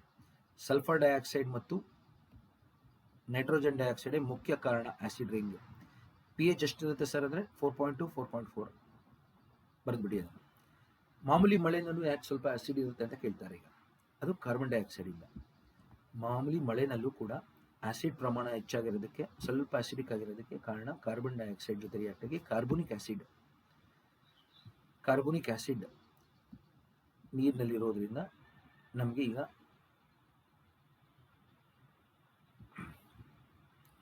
ನಾನು ಇದನ್ನ ಹೈಲೈಟ್ ಮಾಡ್ತಾ ಇದ್ದೀನಿ ನೋಡಿ ನಿಮಗೆ, ಜಸ್ಟ್ ಇನ್ ಕೇಸ್ ನೋಡಿ, ಸ್ವಲ್ಪ ಹೈಲೈಟ್ ಮಾಡ್ತಾ ಇದ್ದೀನಿ ಇದನ್ನ. ಪಿ ಎಚ್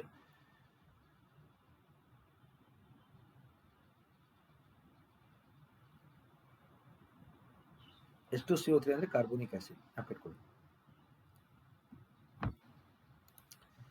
ಸೊ ಇನ್ನೊಂದು ಡಿಸ್ಟಿಲ್ಡ್ ವಾಟರ್ ಅಂತ ಕೇಳಿರ್ತಾರೆ ಅಲ್ಲ, ಡಿಸ್ಟಿಲ್ಡ್ ವಾಟರ್ ಅದು ಪಿ ಎಚ್ 7 ಇರುತ್ತೆ ಆಯ್ತಾ. ಡಿಸ್ಟಿಲ್ಡ್ ವಾಟರ್ ನಾರ್ಮಲ್ ಆಗಿ ಎಕ್ಸಾಮಲ್ಲಿ ಕೇಳ್ತಾರೆ, ಎಕ್ಸಾಮಲ್ಲಿ ಡಿಸ್ಟಿಲ್ಡ್ ವಾಟರ್ ಕೊಟ್ಟು ಇದರದ್ದು ಪಿ ಎಚ್ ಎಷ್ಟಿರುತ್ತೆ ಅಂತ ಕೇಳ್ತಾರೆ. Distilled water is completely P H 7. ಅದಕ್ಕೆ ಅದನ್ನು ನಾವು ಯಾರೂ ಕನ್ಸ್ಯೂಮ್ ಮಾಡಲ್ಲ, ಕುಡಿಯೋದಿಲ್ಲ. ಓಕೆ, ನಾವು ಕುಡಿಯೋ ನೀರಲ್ಲಿ ಸ್ವಲ್ಪ ಆಲ್ಕಲೈನ್ ಕಂಟೆಂಟ್ ಇರಬೇಕು ಸ್ನೇಹಿತರೆ. ಸೊ 7 ಮೇಲೆ ಇರಬೇಕು ಪಿ ಎಚ್ ಸ್ವಲ್ಪ. ನಾವು ಕುಡಿಯೋ ನೀರು ದಿನಚರಿ ನಾವು ಫಿಲ್ಟರ್ ವಾಟರ್ ಕುಡಿತೀವಿ ಮನೆಯಲ್ಲಿ, ಹೌದಾ, ಪಿ ಎಚ್ ಸ್ವಲ್ಪ ಜಾಸ್ತಿ ಇರಬೇಕು. 7.2 7.5 ಹಂಗಿರುತ್ತೆ ನಮ್ಮದು ಪಿ ಎಚ್. ಆಲ್ಕಲೈನ್ ಇರುತ್ತೆ ನಾವು ಕುಡಿಯೋ ನೀರು ಸ್ವಲ್ಪ ಆಯಿತಾ. ಡಿಸ್ಟಿಲ್ಡ್ ವಾಟರ್ ನಾವು ಬ್ಯಾಟ್ರಿಗಳಲ್ಲೆಲ್ಲ ಬಳಸ್ತೀವಲ್ಲ, ಅದರದ್ದು ಪಿ ಎಚ್ ಏನು 7 ಇರುತ್ತೆ. ಸೊ ನಮ್ಮ ತರಗತಿಯಲ್ಲಿ ಸ್ವಲ್ಪ ವಿಜ್ಞಾನ ಜಾಸ್ತಿ ಇದೆ. ಅದನ್ನು ನೀವು ಯಾರು ವಿಜ್ಞಾನ ಓದಿಲ್ಲ ಅವ್ರಿಗೆ ಸ್ವಲ್ಪ ಸುಲಭ ಭಾಷೆನಲ್ಲಿ ಹೇಳ್ತಾ ಇದ್ದೀನಿ ನಾನು. ತಾವು ಇದನ್ನು ಸ್ವಲ್ಪ ತಾಳ್ಮೆಯಿಂದ ಕೇಳಿದಾಗ ನಿಮ್ಗೆ ಇನ್ನೂ ಅರ್ಥ ಆಗುತ್ತೆ. ಓಕೆ, ಮತ್ತೆ ತರಗತಿನ ನೋಡಿ ಅರ್ಥ ಮಾಡ್ಕೊಳ್ಳಿ. ವೈಜ್ಞಾನಿಕವಾಗಿ ಯಾವ ರೀತಿ ಮೋಡ ಆಗುತ್ತೆ ಅಂತ ನಾನು ಹೇಳ್ಬಿಟ್ಟಿದ್ದೀನಿ. ನೆಕ್ಸ್ಟ್ ನೋಡಿ ಮಳೆ. ನೆಕ್ಸ್ಟ್ ಬಾಷ್ಪದ ದ್ರವೀಭವನ. ಆಕಾಶದಲ್ಲಿ ಮೋಡ ಆಗಿದ್ದು ಗೊತ್ತಾಯ್ತು. ಈಗ ಆ ಮೋಡಗಳ ಸಾಂದ್ರತೆ ಹೆಚ್ಚಾದಾಗ ಏನಾಗುತ್ತೆ ಹೇಳಿ? ಭೂಮಿಯ ಗುರುತ್ವಾಕರ್ಷಣೆ ಅದನ್ನು ಹೇಳ್ಕೊಳ್ಳುತ್ತೆ, ಅವಾಗ ನಮಗೆ ಮಳೆ ಆಗುತ್ತೆ. ಸೊ ಆಕಾಶದಲ್ಲಿರುವಂಥ ನೀರಾವಿ ಭೂಮಿಗೆ ಹಿಂತಿರುಗುವುದನ್ನು ನಾವು ಏನಂತ ಕರಿತೀವಿ? ಪ್ರೆಸಿಪಿಟೇಷನ್, ಬಾಷ್ಪದ ದ್ರವೀಭವನ ಅಂತ ಕರಿತೀವಿ ಸ್ನೇಹಿತರೆ. ನೋಡಿ, ಪ್ರೆಸಿಪಿಟೇಷನ್ 2 ರೀತಿ ಆಗ್ಬೋದು. ಆಕಾರ ಯಾವ ರೀತಿ, ರೂಪಗಳು ಯಾವುದು? ಘನ ಸಾಲಿಡ್ ಆಗ್ಬೋದು, ಇಲ್ಲಾಂದ್ರೆ ದ್ರವ ಲಿಕ್ವಿಡ್ ರೀತಿ ಆಗ್ಬೋದು. ನೀರಾವಿ ವಾಪಸ್ಸು ಭೂಮಿಗೆ ಹಿಂತಿರುಗೋದು ಯಾವ ರೀತಿ? ಘನ ರೂಪದಲ್ಲಿ ಬಂದರೆ ಅದು ಹಿಮ ಆಗುತ್ತೆ, ಇಲ್ಲಾಂದ್ರೆ ಆಲೆಕಲ್ಲು, ಇಲ್ಲಾಂದ್ರೆ ಮಳೆ. ಗೊತ್ತಾಗಲ್ಲ, ಮಳೆ ಇದನ್ನ ನಾವು ಕೆಟ್ಕೊಳ್ಳಿ ತಾವು.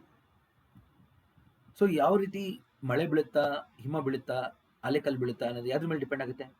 ಕೆಲವು ಸತಿ ನೋಡಿ ಹಿಮ ಬೀಳುತ್ತೆ, ಕೆಲವು ಸತಿ ಮಳೆ ಆಗುತ್ತೆ. ಯಾವ್ದ್ರ ಮೇಲೆ ಡಿಪೆಂಡ್ ಆಗುತ್ತೆ ಅಂದರೆ ನಾವಿರುವಂಥ ಅಕ್ಷಾಂಶ, ನಾವು ಯಾವ ಜಾಗದಲ್ಲಿ ಇದ್ದೀವಿ ಅದರ ಅಕ್ಷಾಂಶ ಮತ್ತು ಅದರ ಎತ್ತರ, ಹೈಟ್, ಎಷ್ಟು ಸಾಗರ ಮಟ್ಟದಿಂದ ಎಷ್ಟು ಎತ್ತರ ಇದ್ದೀವಿ ನಾವು, ಸಾಗರ ಮಟ್ಟದಿಂದ ಇರುವಂಥ ಎತ್ತರ. ಇನ್ನೊಂದು ಮೂರನೇದು ಋತುಗಳು. ಯಾವ ಋತು? ಬೇಸಿಗೆನ, ಚಳಿಗಾಲನ? ಗೊತ್ತಾಯ್ತಲ್ಲ. ಇವಾಗ ಶಿಮ್ಲಾ ಬೇಸಿಗೆಗಾಲದಲ್ಲಿ ಮಳೆ ಆಗುತ್ತೆ, ಚಳಿಗಾಲದಲ್ಲಿ ಹಿಮ ಬೀಳುತ್ತೆ. ಗೊತ್ತಾಯ್ತಲ್ಲ. ಹಿಮಾಲಯ ಪರ್ವತಗಳಲ್ಲಿ ಯಾವಾಗಲೂ ಹಿಮ ಬೀಳ್ತಾ ಇರುತ್ತೆ, ಯಾಕೆಂದರೆ ಎತ್ತರ, ಹೈಟ್ ಜಾಸ್ತಿ. ಗೊತ್ತಾಯ್ತಲ್ಲ. ಹಂಗೆ ಟೈಪ್ ಆಫ್ ಕ್ಲೌಡ್ಸ್, ಯಾವ ಥರ ಮೋಡ. ಈ 4 ಕಾರಣಗಳ ಮೇಲೆ ನಮಗೆ ಯಾವ ರೀತಿ ಮಳೆ ಆಗುತ್ತೆ ಅನ್ನೋದು ಅವಲಂಬಿಸುತ್ತೆ. ಸೊ ಯಾವ ಫ್ಯಾಕ್ಟರ್ಸ್ ಮೇಲೆ ನಮ್ಮ ಮಳೆ ಅವಲಂಬಿಸಿದೆ ಅಂದರೆ ಈ 4 ಫ್ಯಾಕ್ಟರ್ಗಳ ಮೇಲೆ. ಓಕೆ, ಅಕ್ಷಾಂಶ, ಸ್ಥಳದ ಎತ್ತರ, ಋತುಗಳು ಮತ್ತು ಮೋಡಗಳು. ಇಲ್ಲಿ ನೋಡಿ ಮಳೆ, ಇದು ಗೊತ್ತಿದೆ, ಎಲ್ಲರೂ ನೋಡಿದ್ದೀರಾ. ನೀರಿನ ಹನಿ ಬೀಳೋದ್ರಿಂದ ಮಳೆ ಅಂತ ಕರೀತೀವಿ. ಯಾಕೆಂದರೆ ಮೋಡಗಳಲ್ಲಿ ಅದರ ಗಾತ್ರ ಜಾಸ್ತಿ ಇರುತ್ತೆ, ಹಿಮದ ರೀತಿ ಹಿಮಕಣ ಇರುತ್ತೆ. ಅದು ಭೂಮಿಗೆ ಬೀಳ್ತಾ ಏನಾಗುತ್ತೆ? ಉಷ್ಣಾಂಶ ಹೆಚ್ಚಾಗದ ಅದು ಕರಗಿ ನೀರಿನ ಹನಿಯಾಗಿ ಬೀಳುತ್ತೆ. ಇದು ಮಳೆ. ಹೆಂಗೆ ಕಾಣ್ತದೆ ನೋಡಿ, ಯಾವ ರೀತಿ ಕಾಣುತ್ತೆ ಮಳೆ. ಇದು ನೋಡಿ ಆಲೆಕಲ್ಲು, ಯಾವ ರೀತಿ ಇದೆ ನೋಡಿ ಆಲೆಕಲ್ಲು. ಒಂಥರ ಐಸ್ ಕ್ಯೂಬ್ ಸ್ನೇಹಿತರೆ. ಇದು ಈರುಳ್ಳಿ ಥರ ಕಾಣುತ್ತೆ ನೋಡೋಕ್ಕೆ, ಒಳಗೆ ತೆಗೆದು ನೋಡಿದ್ರೆ ಆಲೆಕಲ್ಲನ್ನ ಈ ರೀತಿ ಕಾಣುತ್ತೆ. ಆಲೆಕಲ್ಲು ತುಂಬ ತೊಂದರೆ ಕೊಡುತ್ತೆ ನಮ್ಗೆ. ಏನಾಗುತ್ತೆ? ತುಂಬ ರಭಸವಾಗಿ ಬೀಳೋದ್ರಿಂದ ಸೊ ಎಷ್ಟೋ ದನಗೆ ತಲೆಗೆ ಪೆಟ್ಟಾಗುತ್ತೆ, ಪ್ರಾಣಿಗಳು ಸತ್ತೇ ಹೋಗ್ತವೆ, ಆಮೇಲೆ ಗಾಯ ಜೋಡ್ದೋಗುತ್ತೆ, ಆಸ್ತಿ ಪಾಸ್ತಿ ನಷ್ಟ, ಬೆಳೆ ನಾಶ. ಕರೆಕ್ಟಾ? ನಮ್ಮ ಬೆಳೆ ಮೇಲೆ ಬಿದ್ದರೆ ಈ ಥರ ಎಲ್ಲ ಬೆಳೆ ಎಲ್ಲ ಏನಾಗುತ್ತೆ? ಡ್ಯಾಮೇಜ್ ಆಗೋಗುತ್ತೆ. ಇಲ್ಲಿ ನೋಡಿ, ಈ ಥರ ಆಲೆಕಲ್ಲು ಬಿದ್ದರೆ ನೋಡಿ ಗ್ಲಾಸ್ ಪೀಸ್ ಎಲ್ಲ ಹೊಡೆದೋಗುತ್ತೆ. ಪ್ರಾಣಿಗಳ ತೊಂದರೆ, ಜನಗಳ ತೊಂದರೆ, ಬೆಳೆ ನಾಶ, ಆಲೆಕಲ್ಲು ಮಳೆ. ಸೊ ಕರ್ನಾಟಕದಲ್ಲಿ ಅತಿ ಹೆಚ್ಚು ಈ ಥರ ಆಲೆಕಲ್ಲು ಮಳೆ ಬೀಳೋದೇ ಬೆಳಗಾವಿ ಭಾಗದಲ್ಲಿ.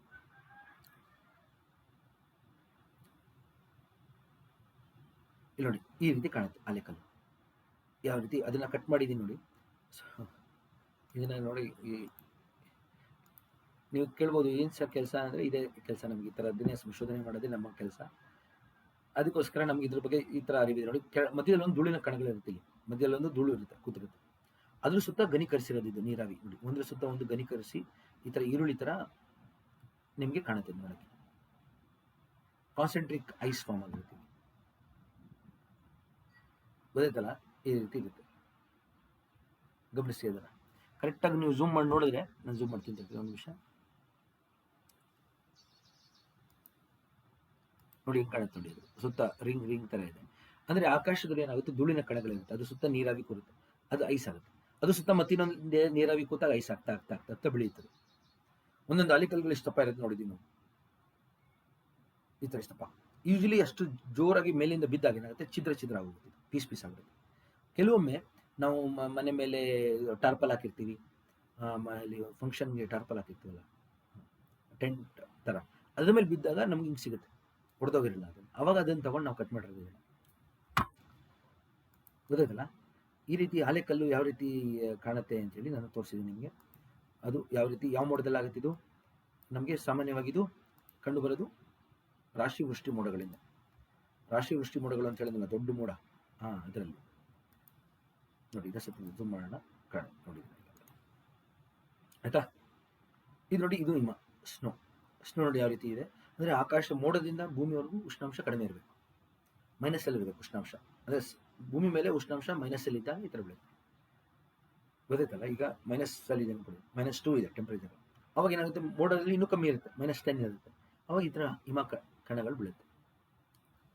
ಅದು ಬಂದು ಹಂಗೆ ಸಂಗ್ರಹ ಆಗಿದೆ ನೋಡಿ, ಮರಗಳ ಮೇಲೆಲ್ಲ ಸಂಗ್ರಹ ಆಗಿ ಈ ಥರ ಒಂದು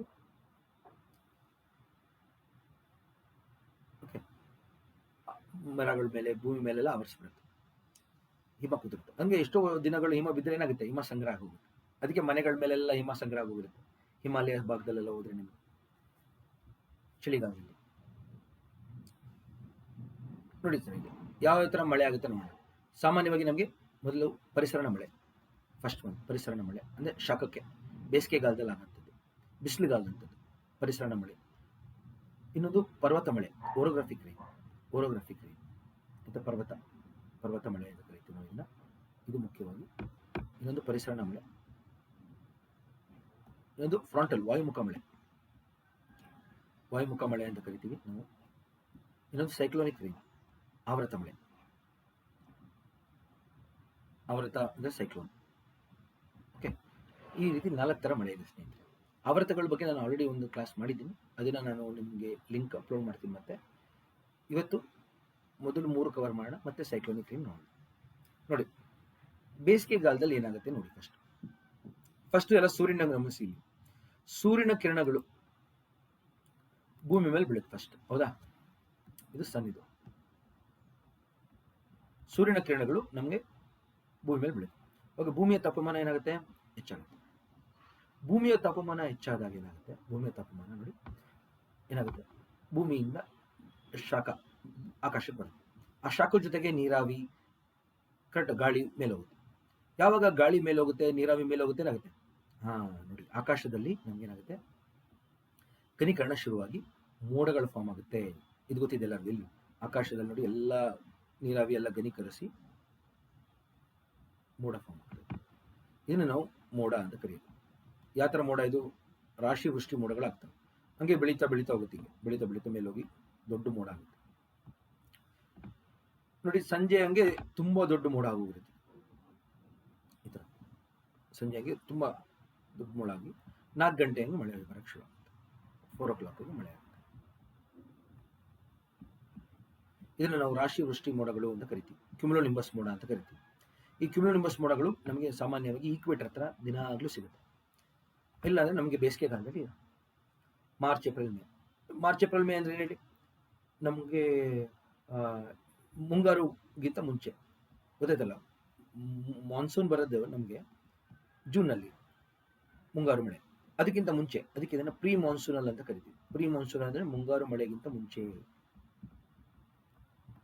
ಪ್ರೀ ಮಾನ್ಸೂನಲ್ ಶವರ್ ಅಂತ ಕರಿತೀವಿ. ಇದೇನಾಗುತ್ತೆ, ಮಾರ್ಚ್ ಏಪ್ರಿಲ್ ಮೇನಲ್ಲಿ ಬೀಳುತ್ತಲ್ಲ ಈ ಮಳೆ, ಮಾವು ಬೆಳೆಗೆ ಸೂಕ್ತ. ಮ್ಯಾಂಗೋ ಶವರ್ ಅಂತಲೂ ಕರಿತೀವಿ. ಮ್ಯಾಂಗೋ ಬೆಳೆಗೆ ಸೂಕ್ತ. ಹಂಗೆ ಕಾಫಿ ಬೆಳೆಗೆ ಚೆರಿ ಬ್ಲಾಸಮ್ ಅಂತ ಕರಿತೀವಿ. ಕರ್ನಾಟಕದಲ್ಲಿ ಅತಿ ಹೆಚ್ಚು ಕಾಫಿ ಬೆಳೆಯೋದ್ರಿಂದ ತಮ್ಮೆಲ್ಲರಿಗೂ ಗೊತ್ತಿರಬೇಕಿದು ಚೆರಿ ಬ್ಲಾಸಮ್. ಓಕೆ, ಮ್ಯಾಂಗೋ ತುಂತುರು ಮಳೆ ಮತ್ತು ಚೆರಿ ಬ್ಲಾಸಮ್ ಅಂತೇಳಿ ಕರಿತೀವಿ ಸ್ನೇಹಿತರೆ, ಇವೆರಡು. ಹಂಗೆ ಉತ್ತರ ಭಾರತದಲ್ಲಿ ಇದನ್ನ ಕಾಲ್ ಬೈಸಾಖಿ ಅಂತ ಕರೀತಾರೆ. ಯಾಕೆಂದ್ರೆ ಏಪ್ರಿಲ್ ತಿಂಗಳಲ್ವಾ, ಏಪ್ರಿಲ್ ಬೈಸಾಖ ಅಂತ ಕರಿತೀವಿ. ಏಪ್ರಿಲ್ ತಿಂಗಳನ್ನ ವೈಸಾಖ ತಿಂಗಳಾದ್ರಿಂದ ಕಾಲ್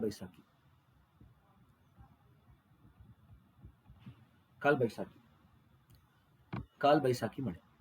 ಯಾಕೆಂದ್ರೆ ಏಪ್ರಿಲ್ ತಿಂಗಳನ್ನ ನಾವು ವೈಸಾಖ ಅಂತ ಕರಿತೀವಿ. ಆಯ್ತಾ, ನಾವು ಇಟ್ಕೊಳ್ಳಿ. ಈ ಮಳೆ ನಮಗೆ ಬೇಸಿಗೆಗಾಲದಲ್ಲಿ ಬೀಳೋದ್ರಿಂದ ಬೇಸಿಗೆಯಿಂದ ಸ್ವಲ್ಪ ಮುಕ್ತಿ ಸಿಗುತ್ತೆ.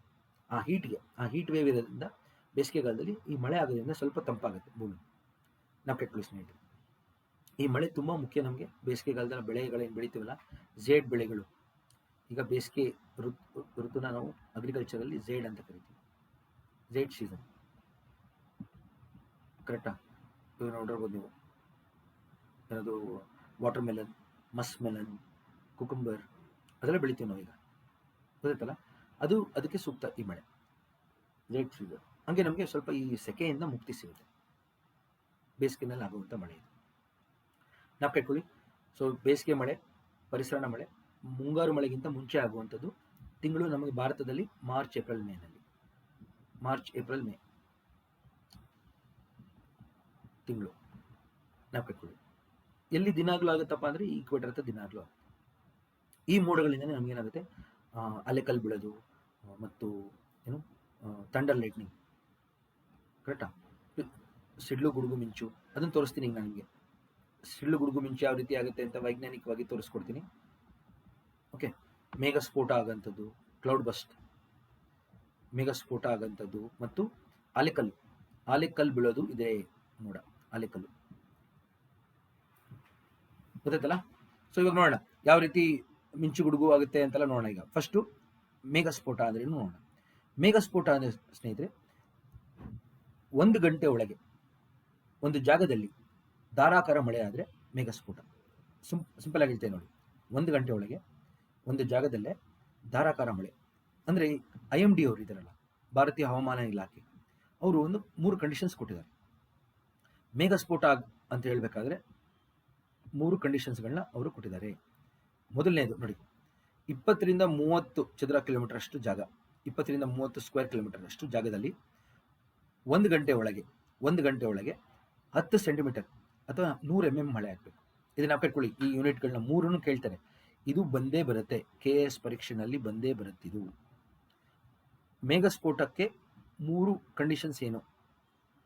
20 ರಿಂದ 30 ಚದರ ಕಿಲೋಮೀಟರ್ ಅಷ್ಟು ಜಾಗ, ಓಕೆ, 20-30 ಸ್ಕ್ವೇರ್ ಕಿಲೋಮೀಟರ್, ಚಿಕ್ಕ ಪಟ್ಟಣ, ಆಯ್ತಾ?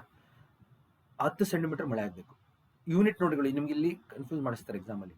100 mm ಅಥವಾ 10 ಸೆಂಟಿಮೀಟರ್. ಇನ್ನೊಂದು 1 ಗಂಟೆ ಒಳಗೆ, ಗೊತ್ತಾಯ್ತಲ್ಲ? ಇದು ಬಂದೇ ಬರುತ್ತೆ, KS ಪರೀಕ್ಷೆನಲ್ಲಿ ಬಂದೇ ಬರುತ್ತೆ, IAS ಪರೀಕ್ಷೆನಲ್ಲಿ ಬಂದೇ ಬರುತ್ತೆ.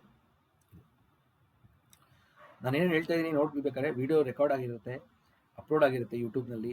ನೀವು ಮತ್ತೆ ಬಂದಾಗ ಈ ಕ್ವಶನ್ ಅಲ್ಲೇ ಇರುತ್ತೆ, ಡೇಟ್ ಗೊತ್ತಿದೆ ನಿಮಗೆ. ಪ್ರಶ್ನೆಗೆ ಬಂದಿದ್ದ ದಿವಸ ನೀವು ಬಂದು ಕಮೆಂಟ್ ಹಾಕ್ಬೇಕು, ಸರ್ ನೀವು ಹೇಳಿದ್ದು ಬಂದಿದೆ ಕ್ವಶನ್ಸು, ಇಷ್ಟು ಕ್ವಶನ್ಸ್ ಬಂದಿದೆ ತರಗತಿಯಲ್ಲಿ ಅಂತ, ಆಯಿತಾ? ಅವಾಗ ನೋಡಿ ನಮಗೆ ನಿಜವಾದ ಖುಷಿ ಅಂದರೆ ಅದು. ಸೊ ಒಂದು UPSC ಪರೀಕ್ಷೆನಲ್ಲಿ ಆಲ್ಮೋಸ್ಟ್ ಒಂದು 17 ಕ್ವಶನ್ ಬಂದಿತ್ತು ನನ್ನ ತರಗತಿಯಿಂದ. ಹಾಗೆ KS ಪರೀಕ್ಷೆನಲ್ಲಿ ಆಲ್ಮೋಸ್ಟ್ ಒಂದು 21 ಅಥವಾ 19 ರಿಂದ 21 ಕ್ವಶನ್ ಬಂದಿತ್ತು ನನ್ನ ತರಗತಿಯಿಂದ ಕಳೆದ ಬಾರಿ KPSC ಅವರು ಎಕ್ಸಾಮ್ ಮಾಡಿದಾಗ. ಸೊ ಅದನ್ನು ರೆಕಾರ್ಡ್ ಮಾಡಿರಲಿಲ್ಲ ನಾವು, ಅದು ಒಂದು ನನ್ನ ಏನು ಬೇಜಾರನ್ನು. ರೆಕಾರ್ಡ್ ಆಗಿಲ್ಲ. ರೆಕಾರ್ಡ್ ಆಗಿದ್ದರೆ ಇವಾಗೆಲ್ಲ ಪ್ರೂಫ್ ತೋರಿಸ್ಬೋದಾಗಿತ್ತು. ಈಗ ನೋಡಿ, ಇವಾಗ ರೆಕಾರ್ಡ್ ಆಗ್ತಾ ಇರೋದ್ರಿಂದ ನಿಮಗೀಗ ಪ್ರಶ್ನೆಗಳು ಗೊತ್ತಾಗುತ್ತೆ.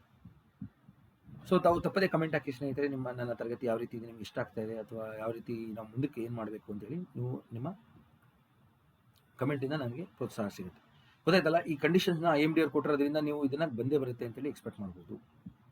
ಇದನ್ನು ಎಷ್ಟೋ ಜನ ಹೇಳ್ಕೊಡಲ್ಲ, ಸುಮ್ಮನೆ MCQ ಮಾಡಿಬಿಡ್ತಾ ಇದ್ದಾರೆ. ಎಷ್ಟೋ ಜನ ಅವರು ಬೇರೆ ಬೇರೆ ಕಡೆ ನಿಮ್ಮ ತರಗತಿಗಳಿಗೆ ಬಂದು ಸೇರಲಿ ಅಂತೇಳಿ ಸುಮ್ಮನೆ 1-2 MCQ ಹಾಕ್ತಾರೆ. ಅದು MCQ 1-2 ಗಂಟೆ ವೇಸ್ಟ್ ಮಾಡಿಸ್ತಾರೆ ನಿಮಗೆ. ಆ MCQ ಇಂದ ನಿಮಗೇನು ಸಿಗಲ್ಲ, ಸಂಪೂರ್ಣ ಮಾಹಿತಿ ಸಿಗಲ್ಲ, ಅರ್ಧಂಬರ್ಧ ಕಲ್ತಂಗೆ ಆಗುತ್ತೆ. ಎಕ್ಸಾಮಲ್ಲಿ ಅದು ಬರೋದು ಇಲ್ಲ. MCQ ಸಂಪೂರ್ಣವಾದ ಮಾಹಿತಿ ಕೊಡದೆ ನಿಮ್ಮ ಟೈಮ್ ವೇಸ್ಟ್ ಮಾಡ್ತಾ ಇದ್ದಾರೆ, ಅವರಿಂದ ಜೋಪಾನವಾಗಿರಿ, ಗೊತ್ತಾಯ್ತಲ್ಲ? ಮೇಘಸ್ಫೋಟ ಆಗಿದೆ ನಮ್ಮದು. ನೆಕ್ಸ್ಟ್ ನೋಡಿ ಯಾವ ರೀತಿ ಮಿಂಚು ಗುಡುಗು ಆಗುತ್ತೆ ಅಂತ ನೋಡೋಣ. ಈಗ ನೋಡಿ, ಮೋಡಗಳು, ಕ್ಯುಮುಲೋನಿಂಬಸ್ ಮೋಡಗಳಲ್ಲಿ ನೀರಿನ ಹನಿ ಇರುತ್ತೆ, ಹಿಮ ಇರುತ್ತೆ, ಹೇಳಿದ್ದೀನಿ ನಾನು. ನೀರಿನ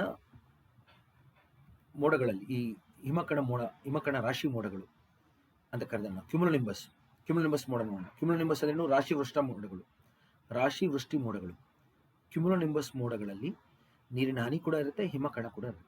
ಅದು ಒಂದಕ್ಕೊಂದು ಮೋಡದೊಳಗೆ ಘರ್ಷಣೆ ಆದಾಗ ಚಾರ್ಜಸ್ ಫಾರ್ಮ್ ಆಗುತ್ತೆ ಸ್ನೇಹಿತರೆ. ಫ್ರಿಕ್ಷನಲ್ ಚಾರ್ಜಸ್, ಈಗ ಕೈ ಅಂದಾಗ ಬರುತ್ತಲ್ಲ ಚಾರ್ಜಸ್, ಆ ಥರ ಪ್ಲಸ್ ಮತ್ತು ಮೈನಸ್ ಚಾರ್ಜಸ್ ಬರುತ್ತೆ. ಆ ಪ್ಲಸ್ ಮತ್ತು ಮೈನಸ್ ಚಾರ್ಜಸ್ ಏನಾಗುತ್ತೆ, ಒಂದಕ್ಕೊಂದು ಸೇರಿದಾಗ ಈ ಥರ ಘರ್ಷಣೆ ಆಗಿ ಪ್ಲಸ್ ಮತ್ತು ಮೈನಸ್ ಇವೆರಡು ಸೇರುತ್ತಲ್ಲ, ಪ್ಲಸ್ ಮೈನಸ್ ಪ್ಲಸ್ ಸೇರುತ್ತಲ್ಲ, ಅವಾಗ ಲೈಟ್ನಿಂಗ್ ಗೊತ್ತಾಯ್ತಲ್ಲ. ಯಾಕೆಂದರೆ ಭೂಮಿ ಮೇಲಿರುವಂಥ ಮರಗಳಲ್ಲೂ ಸಹ ಚಾರ್ಜಸ್ ಡೆವಲಪ್ ಆಗುತ್ತೆ. ಈ ಚಾರ್ಜಸ್ ಹೋಗಿ ಇದಕ್ಕೆ ಭೇಟಿ ಆಗುತ್ತೆ, ಅವಾಗ ಏನಾಗುತ್ತೆ, ನಮಗೆ ಲೈಟ್ನಿಂಗ್ ಆಗುತ್ತೆ. ಸೊ ಸ್ವಲ್ಪ ಕಷ್ಟ ಅನಿಸ್ಬೋದು ನಿಮಗೀಗ, ಯೋಚನೆ ಮಾಡಿ, ನಾನು ಹೇಳ್ಕೊಡ್ತೀನಿ. ಮತ್ತೆ ಮರಗಳಲ್ಲಿ ಹೆಂಗೆ ಬಂತು ಸರ್ ಚಾರ್ಜಸ್ ಅನ್ಬೋದು ನೀವು. ಮರಗಳಲ್ಲಿ ಯಾಕೆಂದರೆ ಗಾಳಿ ಬೀಸಿದಾಗ ಮರಗಳು ಅಳ್ಳಾಡುತ್ತೆ, ಒಂದು ಮರ ಇನ್ನೊಂದು ಮರಕ್ಕೆ ತಾಗುತ್ತೆ, ಒಂದು ಮರ ಇನ್ನೊಂದು ಮರಕ್ಕೆ ತಾಗಿದಾಗ ಏನಾಗುತ್ತೆ, ಚಾರ್ಜಸ್ ಡೆವಲಪ್ ಆಗುತ್ತೆ. ಈ ಥರ ಚಾರ್ಜಸ್ ಬರ್ತಾವೆ. ಇಲ್ಲಿ ಈ ಚಾರ್ಜಸ್ ಮೇಲೆ ಹೋಗುತ್ತೀವಿ, ಆಕಾಶದ ಕಡೆಗೆ ಹೋಗುತ್ತೀವಿ. ಪ್ಲಸ್ ಯಾವ ಪ್ಲಸ್ ಚಾರ್ಜಸ್ ಮೇಲೆ ಹೋಗುತ್ತೆ, ಇಲ್ಲಿ ಮೋಡಗಳಲ್ಲಿ ನೋಡಿ ಮೈನಸ್ ಚಾರ್ಜಸ್ ಇರುತ್ತಲ್ಲ, ಇಲ್ಲಿ ಆ ಮೈನಸ್ ಚಾರ್ಜಸ್ ಕೆಳಗಡೆ ಇಳಿತಾವೆ, ಆ ಚಾರ್ಜಸ್ ಕೆಳಗಡೆ ಬರುತ್ತೆ, ಕೆಳಗಡೆ ಬರುತ್ತೆ. ಅವಾಗಲೇ ನಮಗೆ ಲೈಟ್ನಿಂಗ್ ಆಗೋದು, ಅವಾಗ. ಸೊ ಎಷ್ಟೊತ್ತಿಗೆ ಹೇಳ್ತಾರೆ, ತುಂಬ ಎತ್ತರ ಮರಗಳಿಗೆ ಲೈಟ್ನಿಂಗ್ ಹೊಡಿತು, ಸಿಡ್ಲು ಹೊಡಿತು ಅಂತ ಹೇಳ್ತಾ ಇರ್ತಾರೆ. ಇದೆ ಗೊತ್ತಾಯ್ತಲ್ಲ, ಆ ಥರ ಲೈಟ್ನಿಂಗ್ ಹೊಡೆದಾಗ ಏನಾಗೋಗುತ್ತೆ, ಆ ಮರ ಫುಲ್ ಹಂಗೆ ಭಸ್ಮ ಆಗೋಗುತ್ತೆ. ಅದಕ್ಕೆ ನಾವು ಮಳೆಗಾಲದಲ್ಲಿ ಮರಗಳು ಕೆಳಗಡೆ ಹೋಗಿ ನಿಲ್ಲಿಸಬಾರ್ದು. ಬೈಕ್ ಆಗಲಿ ಕಾರ್ ಆಗಲಿ ನಿಂತಿರಬಾರ್ದು ಮಳೆ ಟೈಮಲ್ಲಿ. ಯಾಕೆಂದರೆ ಲೈಟ್ನಿಂಗ್ ಹೊಡೆದಾಗ ಡೈರೆಕ್ಟಾಗಿ ಚಾರ್ಜಸ್ ಅದಕ್ಕೆ ಹೊಡೆದಾಗ, ಚಾರ್ಜಸ್ ಸೇರಿದಾಗ ಪ್ಲಸ್ ಮೈನಸ್ 20,000ದಿಂದ 30,000 ಉಷ್ಣಾಂಶ ಹೆಚ್ಚಾಗೋಗುತ್ತೆ ಆ ಜಾಗದಲ್ಲಿ. ಡಿಗ್ರಿ ಫ್ಯಾರನ್ಹೈಟ್ ಅಷ್ಟು ಉಷ್ಣಾಂಶ ಹೆಚ್ಚಾಗುತ್ತೆ. 20,000ದಿಂದ 30,000 ಅಷ್ಟು ಉಷ್ಣಾಂಶಕ್ಕೆ ಬರ್ತಿದ್ದಂಗೆ ಏನಾಗುತ್ತೆ, ಮಿಂಚು ಬರ್ತೀವಿ. ಆ ಮಿಂಚನ್ನೇ ನಾವು ಲೈಟ್ನಿಂಗ್ ಅಂತ ಕರೆಯೋದು. ಅಷ್ಟು ಉಷ್ಣಾಂಶಕ್ಕೆ ಬೆಳಕು ಬರುತ್ತೆ, ಲೈಟ್ನಿಂಗ್ ಅಂತ ಕರಿತೀವಿ. ಲೈಟ್ನಿಂಗ್ ಗೊತ್ತಾಯ್ತಲ್ಲ, ಮಿಂಚು. ಆ ಉಷ್ಣಾಂಶ ಹೆಚ್ಚಾಗ್ತಿದ್ದಂಗೆ ಆ ಲೈನಲ್ಲಿ ಏರ್ ಎಕ್ಸ್ಪ್ಯಾಂಡ್ ಆಗುತ್ತೆ. ಏರು ಹೊರಮುಖವಾಗಿ ಎಕ್ಸ್ಪ್ಯಾಂಡ್ ಆಗುತ್ತೆ ನೋಡಿ. ಏರ್ ಎಕ್ಸ್ಪ್ಯಾಂಡ್ ಈ ಕಡೆಗೆ ಆಗುತ್ತೆ, ಈ ಕಡೆಗೆ ಆಗುತ್ತೆ. ಏರ್ ಎಕ್ಸ್ಪ್ಯಾಂಡ್ ಆದಾಗ ಏರು ಸೌಂಡ್ ಬರುತ್ತೆ, ಥಂಡರ್. ಗೊತ್ತಾಯ್ತಲ್ಲ.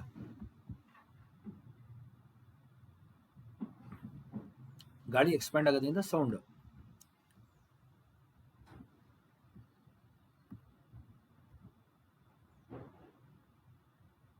Thunder, expansion of air, thunder sound ಆಗುತ್ತೆ. ಟೆಂಪ್ರೇಚರ್ ಹೆಚ್ಚಾಗದಾಗ ಮಿಂಚು ಬರುತ್ತೆ. ಗೊತ್ತಲ್ಲ, ಪ್ಲಸ್ ಮತ್ತು ಮೈನಸ್ ಚಾರ್ಜಸ್ ಎರಡು ಭೇಟಿ ಆದಾಗ ಮಿಂಚು. ಬೆಳಕಿನ ವೇಗ ಜಾಸ್ತಿ ಇದೆ, ಹೌದಾ? ಬೆಳಕಿನ ವೇಗ ಜಾಸ್ತಿ ಇರೋದ್ರಿಂದ ನಮಗೆ ಫಸ್ಟ್ ಬೆಳಕು ಕಾಣುತ್ತೆ, ಅದಾದಮೇಲೆ ಸ್ವಲ್ಪ ಹೊತ್ತಾದ್ಮೇಲೆ ಸೌಂಡ್ ಕೇಳುತ್ತೆ, ಥಂಡರ್. ಯಾಕೆಂದರೆ ಬೆಳಕಿನ ವೇಗ ಜಾಸ್ತಿ ವೇಗ, ಅದಕ್ಕೆ ಫಸ್ಟ್ ಲೈಟ್ ಕಾಣುತ್ತೆ. ಶಬ್ದದ ವೇಗ ಸ್ವಲ್ಪ ನಿಧಾನ ಆದ್ರಿಂದ ನಮಗೆ ಸೌಂಡ್ ಸ್ವಲ್ಪ ಲೇಟಾಗಿ ಕೇಳುತ್ತೆ. ನಾವು ಕಟ್ಕೊಂಡಿದ್ದೇನೆ, ಯಾಕೆ ಬೆಳಕು ಫಸ್ಟ್ ಕಾಣುತ್ತೆ ಆಮೇಲೆ ಮಿಂಚಾದಾಗ ಸೌಂಡ್ ಯಾವಾಗ ಒಂದೆರಡು ಎಷ್ಟೋ ಸೆಕೆಂಡ್ ಆದಮೇಲೆ ಬರುತ್ತೆ. ಇದಕ್ಕೇನೆ. ಸೊ ನಾವು ಕಟ್ಕೊಳ್ಳಿ, ಮೋಡಗಳೊಳಗೆ ಯಾವ ಮೋಡ?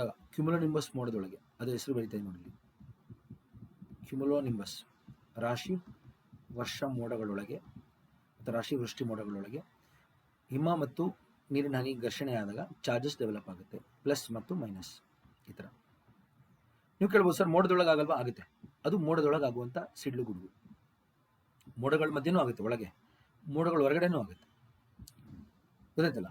ಸೊ ಅದಕ್ಕೆ ನಾವು ಮನೆಗಳಿಗೆಲ್ಲ ಲೈಟ್ನಿಂಗ್ ರಾಡ್ ಹಾಕೋದು, ಲೈಟ್ನಿಂಗ್ ಕಂಡಕ್ಟರ್ ಅಂತ ಹಾಕ್ತೀವಿ. ನೋಡಿದ್ರೆ ಮನೆಗಳ ಮೇಲ್ಗಡೆ ಒಂದು ಕಾಪರ್ ರಾಡ್ ಹಾಕಿರ್ತೀವಿ, ಅದನ್ನು ಗ್ರೌಂಡ್ ಮಾಡಿರ್ತೀವಿ ಭೂಮಿಗೆ. ಅಂದರೆ ಏನೇ ಚಾರ್ಜಸ್ ಬಂದ್ರೂ ಇಲ್ಲಿ ಪ್ಲಸ್ ಮತ್ತು ಮೈನಸ್ ಚಾರ್ಜಸ್ ಏನೇ ಚಾರ್ಜಸ್ ಇದ್ರೂ ಅದನ್ನು ಗ್ರೌಂಡ್ ಮಾಡಿಬಿಡ್ತದೆ ಭೂಮಿಗೆ. ಇಲ್ಲಿ ಬಂದ್ಬಿಡುತ್ತೆ ಚಾರ್ಜಸ್, ಆಕಾಶದಲ್ಲಿ ಮೇಲೆ ಹೋಗಲ್ಲ ಅದು. ಅವಾಗ ಯಾವಾಗ ಇಲ್ಲಿ ಚಾರ್ಜಸ್ ಮೇಲೆ ಹೋಗಲ್ಲ, ನಮಗೆ ಆ ಮನೆಗೆ ಲೈಟ್ನಿಂಗ್ ಹೊಡೆಯಿಲ್ಲ. ಇದನ್ನು ನಾವು ಲೈಟ್ನಿಂಗ್ ಅರೆಸ್ಟ್ ಅಂತ ಕರಿತೀವಿ, ಲೈಟ್ನಿಂಗ್ ಕಂಡಕ್ಟರ್ ಅಂತ ಕರಿತೀವಿ. ಭೂಮಿಗೆ ಅದನ್ನು ಕಂಡಕ್ಟ್ ಮಾಡಿಬಿಡುತ್ತದೆ. ಲೈಟ್ನಿಂಗ್ ಕಂಡಕ್ಟರ್ ಏನು ಮಾಡುತ್ತೆ, ಮನೆಗಳ ಮೇಲೆ ಇರೋಂಥ ಚಾರ್ಜಸ್ನ ಭೂಮಿಗೆ ಗ್ರೌಂಡ್ ಮಾಡುತ್ತೆ. ಅದಕ್ಕೆ ನೋಡಿರ್ಬೋದು, ಬಿಲ್ಡಿಂಗ್ಗಳ ಮೇಲೆ ಒಂದು ರಾಡ್ ಹಾಕಿರ್ತಾರೆ ಹಿಂಗೆ ಎಲ್ಲರೂ. ಬಿಲ್ಡಿಂಗ್ ಮೇಲೆ ಒಂದು ರಾಡ್ ಇರುತ್ತೆ, ಅದು ಲೈಟ್ನಿಂಗ್ನ ಅವಾಯ್ಡ್ ಮಾಡುತ್ತೆ. ಇಲ್ಲಾಂದರೆ ಹಳ್ಳಿಗಳ ಕಡೆ ಏನಾಗುತ್ತೆ, ಐರನ್ ಹಾಕ್ಬಿಟ್ಟಿರ್ತಾರೆ ಹಿಂಗೆ ಎಲ್ಲ ಕಡೆ. ಐರನ್ ಸಾಮಗ್ರಿಗಳನ್ನ ಭೂಮಿ ಮೇಲೆ ಹಾಕ್ಬಿಟ್ಟಿರ್ತಾರೆ ಹಿಂಗೆ. ಆ ಐರನ್ ಏನು ಮಾಡುತ್ತೆ, ಚಾರ್ಜಸ್ನ ಅಲ್ಲೇ ಉಳಿಸುತ್ತೆ. ಭೂಮಿ ಮೇಲೆ ಇರುತ್ತೆ ಚಾರ್ಜಸ್, ಅವಾಗ ಆಕಾಶದಲ್ಲಿ ಹೋಗಲ್ಲ ಚಾರ್ಜಸ್ ಮೇಲಿಗೆ. ಅದ್ರ ಸುತ್ತಾನೆ, ಐರನ್ ಸುತ್ತಾನೆ ಎಲ್ಲ ಚಾರ್ಜಸ್ ಇರೋದ್ರಿಂದ ಆಕಾಶಕ್ಕೆ ಚಾರ್ಜಸ್ ಹೋಗಲ್ಲ, ಲೈಟ್ನಿಂಗ್ ಹೊಡೆಯಲ್ಲ. ಗೊತ್ತಾಯ್ತಲ್ಲ. ಇವಾಗ ಹಳ್ಳಿಗಳ ಕಡೆ ಎಲ್ಲ ಐರನ್ ಏನಕ್ಕೆ ಹಾಕಿರ್ತಾರೆ ಅಂದರೆ ಇದಕ್ಕೆ. ನೀವು ಎಲ್ಲ ಹಳ್ಳಿಗಳು ಹೋಗಿ ನೋಡಿ, ಒಂದೊಂದು ಕಡೆ ಐರನ್ ಹಾಕ್ಬಿಟ್ಟಿರ್ತಾರೆ ಹಿಂಗೆ ಸುಮ್ಮನೆ, ಅದನ್ನ ಮುಟ್ಟಲ್ಲ ಯಾರುವೆ, ಹಂಗೆ ಅಲ್ಲೇ ತುಕ್ಕಿಡಿದಿರ್ತಾ ಇರುತ್ತದು, ಬಟ್ ಹಂಗೆ ಇರುತ್ತದು. ಏನಕ್ಕೆ ಅಂದರೆ ಈ ಕಾರಣಕ್ಕೆ ಲೈಟ್ನಿಂಗ್ ಹೊಡಿದೇ ಇರಲಿ ಅಂತ. ಓಕೆ,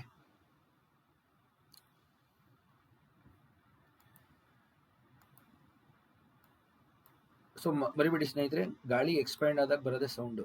ಇವಾಗ ನಾವು ಎಷ್ಟೊಂದು ಸತಿ ಬಲೂನ್ ಒಳಗೆ ಗಾಳಿ ತುಂಬಿಸ್ತೀವಿ, ಬಲೂನ್ ಒಳಗೆ ಒಂದು ಪಿನ್ ಹಾಕಿದಾಗ ಏನಾಗುತ್ತೆ, ಗಾಳಿ ಸೌಂಡ್ ಆಗುತ್ತೆ. ಅದೇ ಇಲ್ಲೂ ಆಗ್ತಾ ಇರೋದು ಅದೇ. ಫಸ್ಟು ಉಷ್ಣಾಂಶ ಹೆಚ್ಚಾಗುತ್ತೆ, ಅದು ಬಿಂಚು, ಏರ್ ಎಕ್ಸ್ಪ್ಯಾಂಡ್ ಆಗುತ್ತೆ, ಅಷ್ಟು ಉಷ್ಣಾಂಶಕ್ಕೆ ಏರ್ ಎಕ್ಸ್ಪ್ಯಾಂಡ್ ಆಗುತ್ತೆ, ಸೊ ಸೌಂಡ್. ಇಲ್ಲಿ ನೋಡಿ, ಸೊ 3 ಥರ ಇದೆ ನಮಗೆ ಲೈಟ್ನಿಂಗು. ಒಂದು ಮೋಡದೊಳಗಾಗೋದು, ಮೋಡದೊಳಗೆ ಸ್ವಲ್ಪ ಬರೀತೀನಿ ಇಲ್ಲಿ, 3 ಥರ. ಇಂಟ್ರಾ ಕ್ಲೌಡ್ ಅಂದರೆ ಮೋಡದೊಳಗಾಗೋದು ಒಂದು ಇಂಟ್ರಾ ಕ್ಲೌಡ್. ಇನ್ನೊಂದು ಮೋಡಗಳ ಮಧ್ಯೆ ಆಗೋದು, 2 ಮೋಡಗಳ ಮಧ್ಯೆ ಇಂಟರ್ ಕ್ಲೌಡ್. ಇನ್ನೊಂದು ಭೂಮಿಗೂ ಮೋಡಕ್ಕೂ ಆಗೋದು ಗ್ರೌಂಡ್ ಟು ಕ್ಲೌಡ್.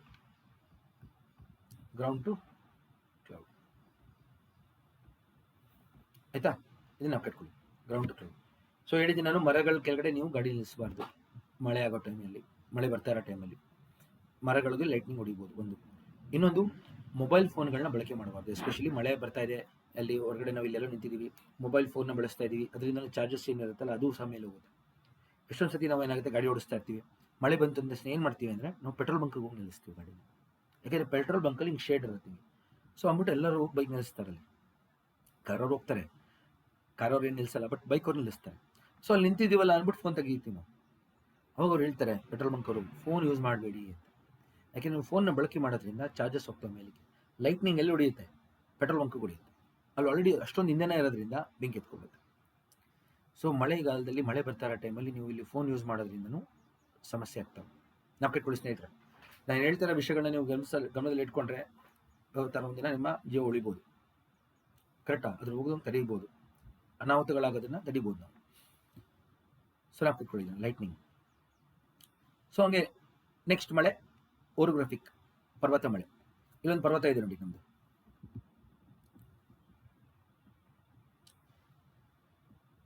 ಇಲ್ಲೊಂದು ಪರ್ವತ ಇದೆ,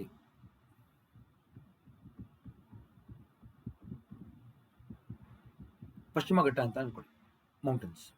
ಇದು ನಮ್ಮ ಅರಬ್ಬಿ ಸಮುದ್ರ ಅಂತ ಅನ್ಕೊಳ್ಳಿ, ಗೊತ್ತಾಯ್ತಲ್ಲ. ಅರಬ್ಬಿ ಸಮುದ್ರದ ಕಡೆಯಿಂದ ನಮಗೆ ನೀರಾವಿ ಬರ್ತಾ ಇದೆ. ಅಂದರೆ ಹೆಂಗೆ ಬರ್ತಾ ಇದೆ, ಗಾಳಿ ತಗೊಂಡು ಬರ್ತಾ ಇದೆ.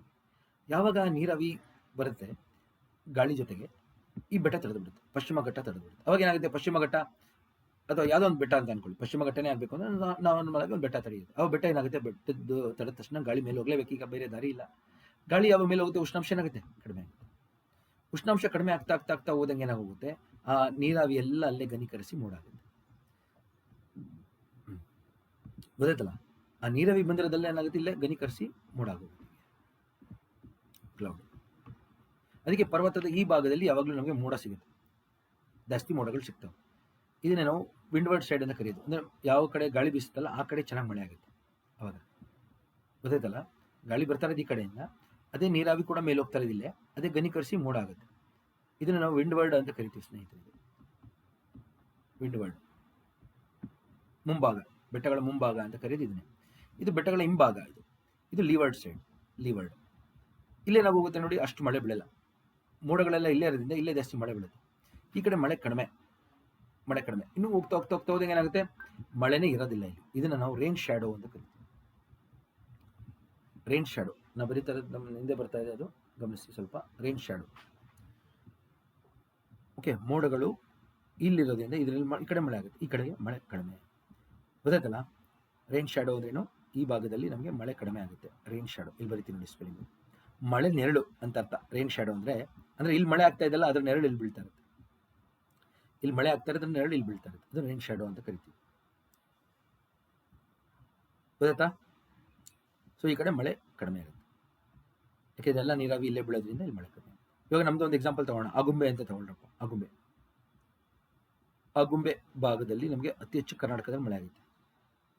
ಹುಲಿಕಲ್ ಭಾಗ, ಆಗುಂಬೆನಲ್ಲಿ ಹೈವೇ ರೇನ್ಫಾರೆಸ್ಟೇಷನ್, ಅದು ತುಂಬ ಮಳೆ ಆಗುತ್ತೆ. ಅದೇ ಈ ಕಡೆ ಬರ್ತಿದ್ದಂಗೆ ಚಿತ್ರದುರ್ಗ, ಈ ಭಾಗದಲ್ಲಿ ಚಿತ್ರದುರ್ಗ ಬಂದ್ಬಿಡುತ್ತೆ ನಮಗೆ.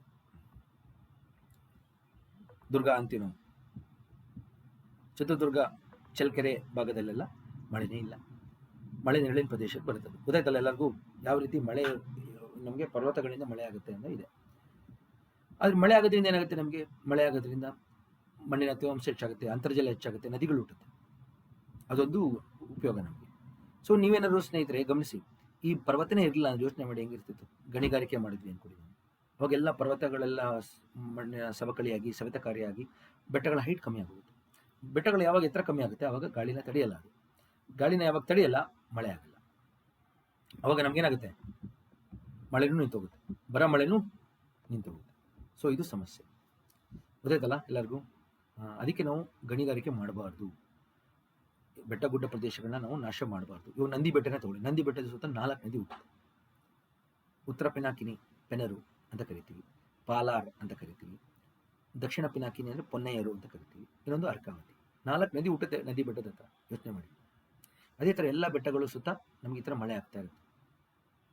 ಅದಕ್ಕೋಸ್ಕರ ಯಾವುದೇ ಬೆಟ್ಟಗಳನ್ನ ನಾವು ಗಣಿಗಾರಿಕೆ ಮಾಡಿ ಕ್ವರಿ ಮಾಡಿ ನಾಶ ಮಾಡಬಾರ್ದು. ಗೊತ್ತಾಯ್ತಲ್ಲ, ನಮಗೆ ನೀರು ಕಮ್ಮಿ ಆಗುತ್ತೆ ಹೋಗ್ತಾ ಹೋಗ್ತಾ. ಸೊ ಇದನ್ನೆಲ್ಲ ನಾನು ನಿಮ್ಗೆ ಹೇಳ್ಕೊಡ್ತಾ ಇದ್ದೇನೆ, ನೀವು ಮುಂದೆ ಅಧಿಕಾರಿಗಳಾದಾಗ ಈ ಥರ ತಪ್ಪುಗಳನ್ನ ಮಾಡಬೇಡಿ ಅಂತ. ಓಕೆ, ಸೊ ಇದನ್ನೆಲ್ಲ ಗಮನದಲ್ಲಿ ಇಟ್ಕೊಳ್ಳಿ ಅಂತ. ಸೊ ನಾವು ಕಟ್ಕೊಳ್ಳಿ ಎಲ್ಲರೂ. ನೆಕ್ಸ್ಟ್ ನೋಡಿ ಸ್ನೇಹಿತರೆ, ಭಾರತದಲ್ಲಿ ಎಲ್ಲಿ ಜಾಸ್ತಿ ಪರ್ವತಗಳಿದೆ ಅಲ್ಲೆಲ್ಲ ಮಳೆ ಆಗಿರೋದು ಕಾಣ್ತಾ ಇದೆ ನಮಗೆ. ಪಶ್ಚಿಮ ಘಟ್ಟ ನೋಡಿ ಜಾಸ್ತಿ ಮಳೆ, ಮೇಘಾಲಯ ನೋಡಿ ಇಲ್ಲೂ ಜಾಸ್ತಿ ಮಳೆ. ಗೊತ್ತಾಯ್ತಲ್ಲ, ಮೇಘಾಲಯ ಭಾಗ, ಗಾರೋ ಕಾಶಿ ಜಂಟಿಯ ಭಾಗ, ಹಂಗೆ ಹಿಮಾಲಯ ಪರ್ವತ ಭಾಗ, ಇದೆಲ್ಲ ಮಳೆ ಆಗ್ತಾ ಇದೆ ನೋಡಿ.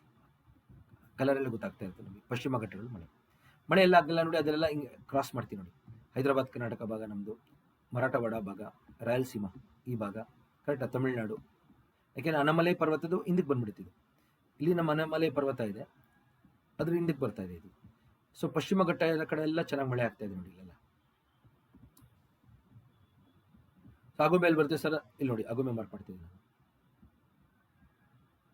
ಆಗುಮೆ ಇದು ಚಳ್ಳಕೆರೆ, ಚಿತ್ರದುರ್ಗ. ಇದು ಚಿತ್ರದುರ್ಗ. ಗೊತ್ತಾಯ್ತಲ್ಲ, ಗೊತ್ತಾಯ್ತಾ ಯಾಕೆ ಶಿವಮೊಗ್ಗ ಆಗುಮೆನಲ್ಲಿ ಮಳೆ ಆಗುತ್ತೆ, ಈ ಕಡೆ ಚಿತ್ರದುರ್ಗ ಕಡೆ ಮಳೆನೇ ಆಗಲ್ಲ. ಹಂಗೆ ನೋಡಿ ಇಲ್ಲಿ ಅರಾವಲಿ ಪರ್ವತ, ಅರಾವಲಿ ಪರ್ವತದಿಂದ ಈ ಕಡೆಗೆ ಮಳೆ ಆಗಲ್ಲ. ಗೊತ್ತಾಯ್ತಲ್ಲ. ಇಲ್ಲಿ ನೋಡಿ ಹಿಮಾಲಯ ಪರ್ವತ ಇದೆ, ಹಿಮಾಲಯ ಪರ್ವತ ತುಂಬಾ ಎತ್ತರ ಇದೆ ಇಲ್ಲಿ ಈ ಭಾಗ. ಅದ್ರ ಹಿಂದೆ ಲಡಾಖ್ ಮಳೆ ಆಗಲ್ಲ, ಲಡಾಖ್ ಭಾಗ ಮಳೆ ಆಗಲ್ಲ. ಇಲ್ಲಿ ಲಡಾಖ್ ಭಾಗ, ಥಾರ್ ಭಾಗ, ಇದು ಮರಾಠವಾಡ ಭಾಗ, ಹೈದರಾಬಾದ್ ಕರ್ನಾಟಕ. ಗೊತ್ತಾಯ್ತಲ್ಲ, ತೆಲಂಗಾಣ ಮತ್ತು ರಾಯಲಸೀಮಾ ಭಾಗ, ತಮಿಳುನಾಡು, ಇಲ್ಲೆಲ್ಲ ಮಳೆ ನೆರಳಿನ ಪ್ರದೇಶಗಳಿವೆಲ್ಲ. ಓಕೆ, ಕಮ್ಮಿ ಆಗುತ್ತೆ ಮಳೆ. ಸೊ ಈ ರೀತಿ ನಾನು ಮಳೆ ಕೂಡ ತೋರಿಸಿದ್ದೀನಿ ನಮ್ಮ ಭಾರತದ ನಕಾಶೆಯ ಮೇಲೆ, ಭಾರತದ ಮ್ಯಾಪ್ ಮೇಲೆ ತೋರಿಸಿದ್ದೀನಿ. ನೆಕ್ಸ್ಟ್ ನೋಡಿ ವಾಯುಮುಖ ಮಳೆ. ವಾಯುಮುಖ ಮಳೆ ಅಂದಾಗ ಏನಾಗುತ್ತೆ ಸ್ನೇಹಿತರೆ, ನಮಗೆ 2 ಥರ ಗಾಳಿ, ಉಷ್ಣ ಗಾಳಿ, ಶೀತ ಗಾಳಿ. ಉಷ್ಣ ಗಾಳಿನಲ್ಲಿ ತೇವಾಂಶ ಜಾಸ್ತಿ ಇರುತ್ತೆ, ಶೀತ ಗಾಳಿನಲ್ಲಿ ತೇವಾಂಶ ಇರಲ್ಲ. ಗೊತ್ತಿದೆ ನಮಗೆ. ಉಷ್ಣ ಗಾಳಿ ಏನಾಗುತ್ತೆ, ಜಾಸ್ತಿ ಭಾರ ಇರಲ್ಲ, ಮೇಲೆ ಹೋಗ್ತಾ ಇದೆ. ಶೀತ ಗಾಳಿ ಭಾರ ಜಾಸ್ತಿ. ನಾನು ನಿನ್ನೆ ತರಗತಿಯಲ್ಲಿ ಹೇಳಿದ್ದೀನಿ, ಶೀತ ಗಾಳಿ ಏನಾಗುತ್ತೆ, ಅಣುಗಳೆಲ್ಲ ಹತ್ರ ಬಂದ್ಬಿಡುತ್ತೆ, ಭಾರ ಜಾಸ್ತಿ. ಉಷ್ಣ ಗಾಳಿ ಏನಾಗುತ್ತೆ, ವಾರ್ಮ್ ಏರ್ ದೂರ ದೂರ ಸರಿಯುತ್ತೆ. So warm air, cold air ಅಂತ 2 ಥರ ಏರ್ ಇದೆ. ವಾರ್ಮ್ ಏರ್ ಎಕ್ಸ್ಪ್ಯಾಂಡ್ ಆಗ್ತಾ ಇರುತ್ತೆ, ಭಾರ ಕಮ್ಮಿ. ಕೋಲ್ಡ್ ಏರ್ ಕಾಂಟ್ರಾಕ್ಟ್ ಆಗ್ತಾ ಇರೋದ್ರಿಂದ ಭಾರ ಜಾಸ್ತಿ. ವಾರ್ಮ್ ಏರ್ನಲ್ಲಿ ನೀರಾವಿ ಜಾಸ್ತಿ, ಕೋಲ್ಡ್ ಏರಲ್ಲಿ ಇರಲ್ಲ. ಗೊತ್ತಾಯ್ತಲ್ಲ. ಇವಾಗ 2 ಒಂದಕ್ಕೊಂದು ಸೇರಿದಾಗ ಏನಾಗುತ್ತೆ, ಹತ್ರ ಬಂದಾಗ ಜಾಯ್ನ್ ಆಗಲ್ಲ ಅವು. ಯಾಕೆ, ಸಂಪೂರ್ಣವಾಗಿ ಭೇಟಿಯಾಗಲ್ಲ. ಯಾಕೆ, 2 ವಿಭಿನ್ನವಾಗಿದೆ. 2 ವಾರ್ಮ್ ಆಗಿದೆ ಸೇರಿರೋದು, ಕೋಲ್ಡ್ ಆಗಿದ್ದು ಸೇರಿರೋದು. ಒಂದು ವಾರ್ಮ್, ಇನ್ನೊಂದು ಕೋಲ್ಡ್ ಇರೋದ್ರಿಂದ 2 ಭೇಟಿಯಾದಾಗ ಕೋಲ್ಡ್ ಏರ್ ಮಾಸ್ ಅಲ್ಲೇ ಉಳ್ಕೊಳ್ಳುತ್ತೆ, ವಾರ್ಮ್ ಏರ್ ಮಾಸ್ ಮೇಲೆ. ಅವೆರಡು ಮಧ್ಯೆ ಇರುವಂಥ ಜಾಗಕ್ಕೆ ಫ್ರಂಟ್ ಅಂತ ಕರಿತೀವಿ. ಫ್ರಂಟ್, ವಾಯುಮುಖ. ವಾಯುಮುಖ 2 ವಿಭಿನ್ನ ವಾಯುರಾಶಿಗಳ ಮಧ್ಯೆ ಬರುವಂಥ ಗಡಿ ಭಾಗಕ್ಕೆ ವಾಯುಮುಖ ಅಂತ ಕರಿತೀವಿ, ಫ್ರಂಟ್ ಅಂತ ಕರಿತೀವಿ. ಇವಾಗ ಎಷ್ಟೊಂದು ನೋಡ್ತಾರೆ, ಆರ್ಮಿಗಳು 2 ಆರ್ಮಿ ಬರ್ತಾ ಇರುತ್ತೆ, ಇಂಡಿಯನ್ ಆರ್ಮಿ, ಪಾಕಿಸ್ತಾನ ಆರ್ಮಿ ಬರ್ತಾ ಇರುತ್ತೆ. ಅವೆರಡರ ಮಧ್ಯೆ ಆಗಿರೋದು ವಾರ್ ಫ್ರಂಟ್. ಕರೆಕ್ಟಾಗಿ 2 ಇದಕ್ಕೆ ಬರ್ತಾ ಇದ್ದಾವೆ, ಅದಕ್ಕೆ ವಾರ್ ಫ್ರಂಟ್. ಇದೇ ಥರ ಇಲ್ಲೂ ಅಷ್ಟೇ ಗಾಳಿ ಫ್ರಂಟ್ ಇದೆ, air front. Warm air mass, cold air mass 2 ಹತ್ರ ಬಂದಾಗ ಮಧ್ಯದಲ್ಲಿರೋದೇ ಫ್ರಂಟ್. ಈ ವಾರ್ಮ್ ಏರ್ ಮಾಸ್ ಏನಾಗುತ್ತೆ, ಜಾಸ್ತಿ ಭಾರ ಇಲ್ವಲ್ಲ, ಮೇಲೆ ಹೊಟ್ಟೋಗುತ್ತೆ. ಯಾವಾಗ ವಾರ್ಮ್ ಏರ್ ಮಾಸ್ ಮೇಲೆ ಹೋಗ್ತಾ ಹೋಗುತ್ತೆ, ಕೋಲ್ಡ್ ಏರ್ ಮೇಲೆ ಹೊಟ್ಟೋಗುತ್ತೆ. ಕೋಲ್ಡ್ ಏರ್ ಇಲ್ಲೇ ಇರುತ್ತೆ, ವಾರ್ಮ್ ಏರ್ ಮೇಲೆ ಹೊಟ್ಟೋಗುತ್ತೆ. ಅವಾಗ ವಾರ್ಮ್ ಏರ್ ಅಲ್ಲಿರೋಂತೆಲ್ಲ ನೀರಾವಿ ಎಲ್ಲ ಗರೀಕರಿಸಿ ಮೂಡಾಗುತ್ತೆ, ಮೂಡಾಗಿ ಮಳೆ. ಇದು ವಾಯುಮುಖ ಮಳೆ ಅಂತ ಕರೀತೀವಿ. ಈ ವಾಯುಮುಖ ಮಳೆ ನಮಗೆ ಸಾಮಾನ್ಯವಾಗಿ ನೋಡಿ 60 ಉತ್ತರ ಮತ್ತು 60 ದಕ್ಷಿಣದಲ್ಲಿ ಆಗುತ್ತೆ. ಈ ಥರ 60 ಉತ್ತರ ಮತ್ತು 60 ದಕ್ಷಿಣದಲ್ಲಿ ನಮಗೆ ಸಾಮಾನ್ಯವಾಗಿ ವಾಯುಮುಖ ಮಳೆ ಸಂಭವಿಸುತ್ತೆ. ನಾವು ಕಟ್ಕೊಳ್ಳಿ ಸ್ನೇಹಿತರೆ. ವಾಯುಮುಖ ಮಳೆ ಯಾವ ಭಾಗದಲ್ಲಿ ಹೆಚ್ಚು ಅಂತ ಕೇಳ್ತಾರೆ. 60 ಉತ್ತರ ಅಂದರೆ ಈ ಪ್ರದೇಶ ಅಂದರೆ Alaska, Canada, Greenland, Iceland, map ನೋಡಿ ಎಲ್ಲರೂ, ಮತ್ತು ನಾರ್ವೆ, ಸ್ವೀಡನ್, ಫಿನ್ಲ್ಯಾಂಡ್, ರಷ್ಯಾ, ಈ ಭಾಗ ಮಳೆ. ಬೇಸಿಗೆಗಾಲದಲ್ಲಿ ಮಳೆ, ಚಳಿಗಾಲದಲ್ಲಿ ಹಿಮ ಬೀಳುತ್ತೆ. ದಿನಾಗ್ಲೂ ಆಗ್ತಾ ಇರುತ್ತೆ. ಹಂಗೆ 60 ದಕ್ಷಿಣ ಅಂಟಾರ್ಟಿಕ್ ಮಹಾಸಾಗರದ ಹತ್ರ ಮಳೆ ಆಗುತ್ತೆ. ತಾವೆಲ್ಲರೂ ಅಟ್ಲಸ್ ಇಟ್ಕೊಂಡು ನೋಡಬೇಕು ಸ್ನೇಹಿತರೆ, ಇದನ್ನ ತಪ್ಪದೇ ನೋಡಿ, ಆಯ್ತಾ. ಸೊ 60 ಉತ್ತರ ಮತ್ತು 60 ದಕ್ಷಿಣದಲ್ಲಿ ಆಗುವಂಥ ಮಳೆ ಯಾವುದು ಅಂತ ಕೇಳ್ಬಿಡ್ತಾರೆ. 60 ಉತ್ತರ 60 ದಕ್ಷಿಣದಲ್ಲಿ ಆಗುವುದು ಮಳೆ ವಾಯುಮುಖ ಮಳೆ. ಇಲ್ಲಿ ಮಧ್ಯದಲ್ಲಿ ಬರೆದಿರೋದು ಸಮಭಾಜಕ ವೃತ್ತ, ಇದೇ ಬೇರೆ, ಇದನ್ನು ಕನ್ಫ್ಯೂಸ್ ಮಾಡ್ಕೋಬೇಡಿ. 60 ಉತ್ತರ ಮತ್ತು 60 ದಕ್ಷಿಣದಲ್ಲಿ ಆಗುವ ಮಳೆ ವಾಯುಮುಖ ಮಳೆ, ಗೊತ್ತಿದಲ್ಲ. ಇದರಲ್ಲಿ ನೋಡಿ ಇನ್ನೊಂದ್ಸತಿ ತೋರಿಸ್ತೀನಿ, ಇದನ್ನು ಗಮನಿಸಿ ಎಲ್ಲರೂ. ವಾರ್ಮ್ ಏರ್, ಕೋಲ್ಡ್ ಏರ್ ಎರಡು ಹತ್ರ ಬರ್ತಾ ಇದೆ. ವಾರ್ಮ್ ಏರ್ ಬಂದು ಕೋಲ್ಡ್ ಏರ್ನ ಭೇಟಿ ಆಗ್ತಾ ಇದೆ. ಇದರಲ್ಲಿ ಗಮನಿಸಿ, ಕೋಲ್ಡ್ ಏರ್ ಅಲ್ಲೇ ಇರುತ್ತೆ, ವಾರ್ಮ್ ಏರ್ ಮೇಲೆ ಹೋಗ್ತಾ ಇದೆ ನೋಡಿ. ವಾರ್ಮ್ ಏರ್ ಮೇಲೆ ಹೋಗ್ತಾ ಹೋಗ್ತಾ ಹೋಗ್ತಾ ಹೋಗ್ತಾ ಹೋದಂಗೆ ಏನಾಗುತ್ತೆ, ಮೋಡಗಳು ಫಾರ್ಮ್ ಆಗುತ್ತೆ. ನಿಂಬೋ ಸ್ಟಾಟಸ್ ಮೋಡಗಳು ಫಾರ್ಮ್ ಆಗ್ತಾ ಹೋಗುತ್ತೆ. ಆ ಮೋಡಗಳಿಂದ ಮಳೆ ಬರಕ್ಕೆ ಶುರು. ಇದನ್ನು ನಾವು ವಾಯುಮುಖ ಮಳೆ ಅಂತ ಕರೆಯೋದು. ಇನ್ನೊಮ್ಮೆ ನೋಡಿ, ವಾರ್ಮ್ ಏರ್ ಮತ್ತು ಕೋಲ್ಡ್ ಏರ್ ಎರಡು ಭೇಟಿ ಆಗ್ತಾ ಇದೆ. ವಾರ್ಮ್ ಏರ್ ಮೇಲೆ ಹೋಗ್ತಾ ಇದೆ, ಯಾಕೆಂದರೆ ವಾರ್ಮ್ ಏರ್ ಜಾಸ್ತಿ ಭಾರ ಇರಲ್ಲ, ಉಷ್ಣ ಗಾಳಿ ಮೇಲೆ ಹೊರಟೋಗುತ್ತೆ. ಕೋಲ್ಡ್ ಏರ್ ಜಾಸ್ತಿ ಭಾರ ಇರೋದ್ರಿಂದ ಭೂಮಿ ಮೇಲೆ ಇರುತ್ತೆ. ಇದು ವಾರ್ಮ್ ಫ್ರಂಟ್ ಅಂತ ಕರಿತೀವಿ, ಯಾಕಂದ್ರೆ ವಾರ್ಮ್ ಏರ್ ಮುಂದಕ್ಕೆ ಬರ್ತಾ ಇದೆ. ನೆಕ್ಸ್ಟ್ ಕೋಲ್ಡ್ ಫ್ರಂಟ್ ನೋಡಿ, ಕೋಲ್ಡ್ ಏರ್ ಬರ್ತಾ ಇದೆ ನೋಡಿ. ಈಗ ವಾರ್ಮ್ ಏರ್ ಅಲ್ಲೇ ಇದೆ, ಕೋಲ್ಡ್ ಏರ್ ಬರ್ತಾ ಇದೆ. ಯಾವಾಗ ಕೋಲ್ಡ್ ಏರ್ ಬರುತ್ತೆ ಅವಾಗಲೂ ಅಷ್ಟೇ, ಕೋಲ್ಡ್ ಏರ್ ಅಲ್ಲೇ ಕೆಳಗಡೆ ಉಳ್ಕೊಳ್ಳುತ್ತೆ ಭಾರಕ್ಕೆ, ವಾರ್ಮ್ ಏರ್ನ ಮೇಲೆ ತಳ್ಳುತ್ತೆ. ವಾರ್ಮ್ ಏರ್ನ ಅದು ಪುಷ್ ಮಾಡುತ್ತೆ, ಅವಾಗ ನಮಗೆ ಮೋಡ ಫಾರ್ಮ್ ಆಗುತ್ತೆ ಮೇಲಕ್ಕೆ. ಯಾವ ಥರ ಮೋಡ ಇದು? ಕ್ಯುಮುಲೋನಿಂಬಸ್ ಮೋಡ. ಕ್ಯುಮುಲೋನಿಂಬಸ್ ಮೋಡ ಆಗ್ತಾ ಇದೆ, ಮೇಲಕ್ಕೆ ಹೋಗ್ತಾ ಹೋಗ್ತಾ ಹೋಗ್ತಾ ಹೋಗ್ತಾ ವಾರ್ಮ್ ಏರ್ ಅದರಲ್ಲಿರೋ ನೀರಾವಿ ಎಲ್ಲ ಮೇಲೋಗಿ ಮೋಡ ಆಗಿ ಕ್ಯುಮುಲೋನಿಂಬಸ್ ಮೋಡ ಆಗಿ ಮಳೆ. ಅದೇ ಥರ ಇದು ಕೋಲ್ಡ್ ಫ್ರಂಟ್ ಇದು ಸ್ನೇಹಿತರೆ. ಇವತ್ತಿನ ತರಗತಿ ಇಲ್ಲೇ ಮುಕ್ತಾಯ ಆಗುತ್ತೆ. ನಾನು ಮುಂದಿನ ತರಗತಿಯಲ್ಲಿ ನಿಮಗೆ ಮಾರುತಗಳು, ವಿಂಡ್ಸ್ ಬಗ್ಗೆ ಹೇಳ್ತೀನಿ, ಜೊತೆಗೆ ಸೈಕ್ಲೋನ್ಸ್ ಬಗ್ಗೆ ಹೇಳ್ತೀನಿ. ಸೊ ತಾವೆಲ್ಲರೂ ಇದುವರೆಗೂ ನಾವು ಆಗಿರೋ ತರಗತಿಗಳನ್ನು ನೋಡಿ ನಿಮ್ಮ ಸ್ನೇಹಿತರ ಜೊತೆಗೆ ಶೇರ್ ಮಾಡಿ, ಹೆಚ್ಚಿನ ಸಂಖ್ಯೆಯಲ್ಲಿ ನನ್ನ ತರಗತಿ ನೋಡಿ ನನಗೆ ಪ್ರೋತ್ಸಾಹ ಕೊಡಿ ಸ್ನೇಹಿತರೆ.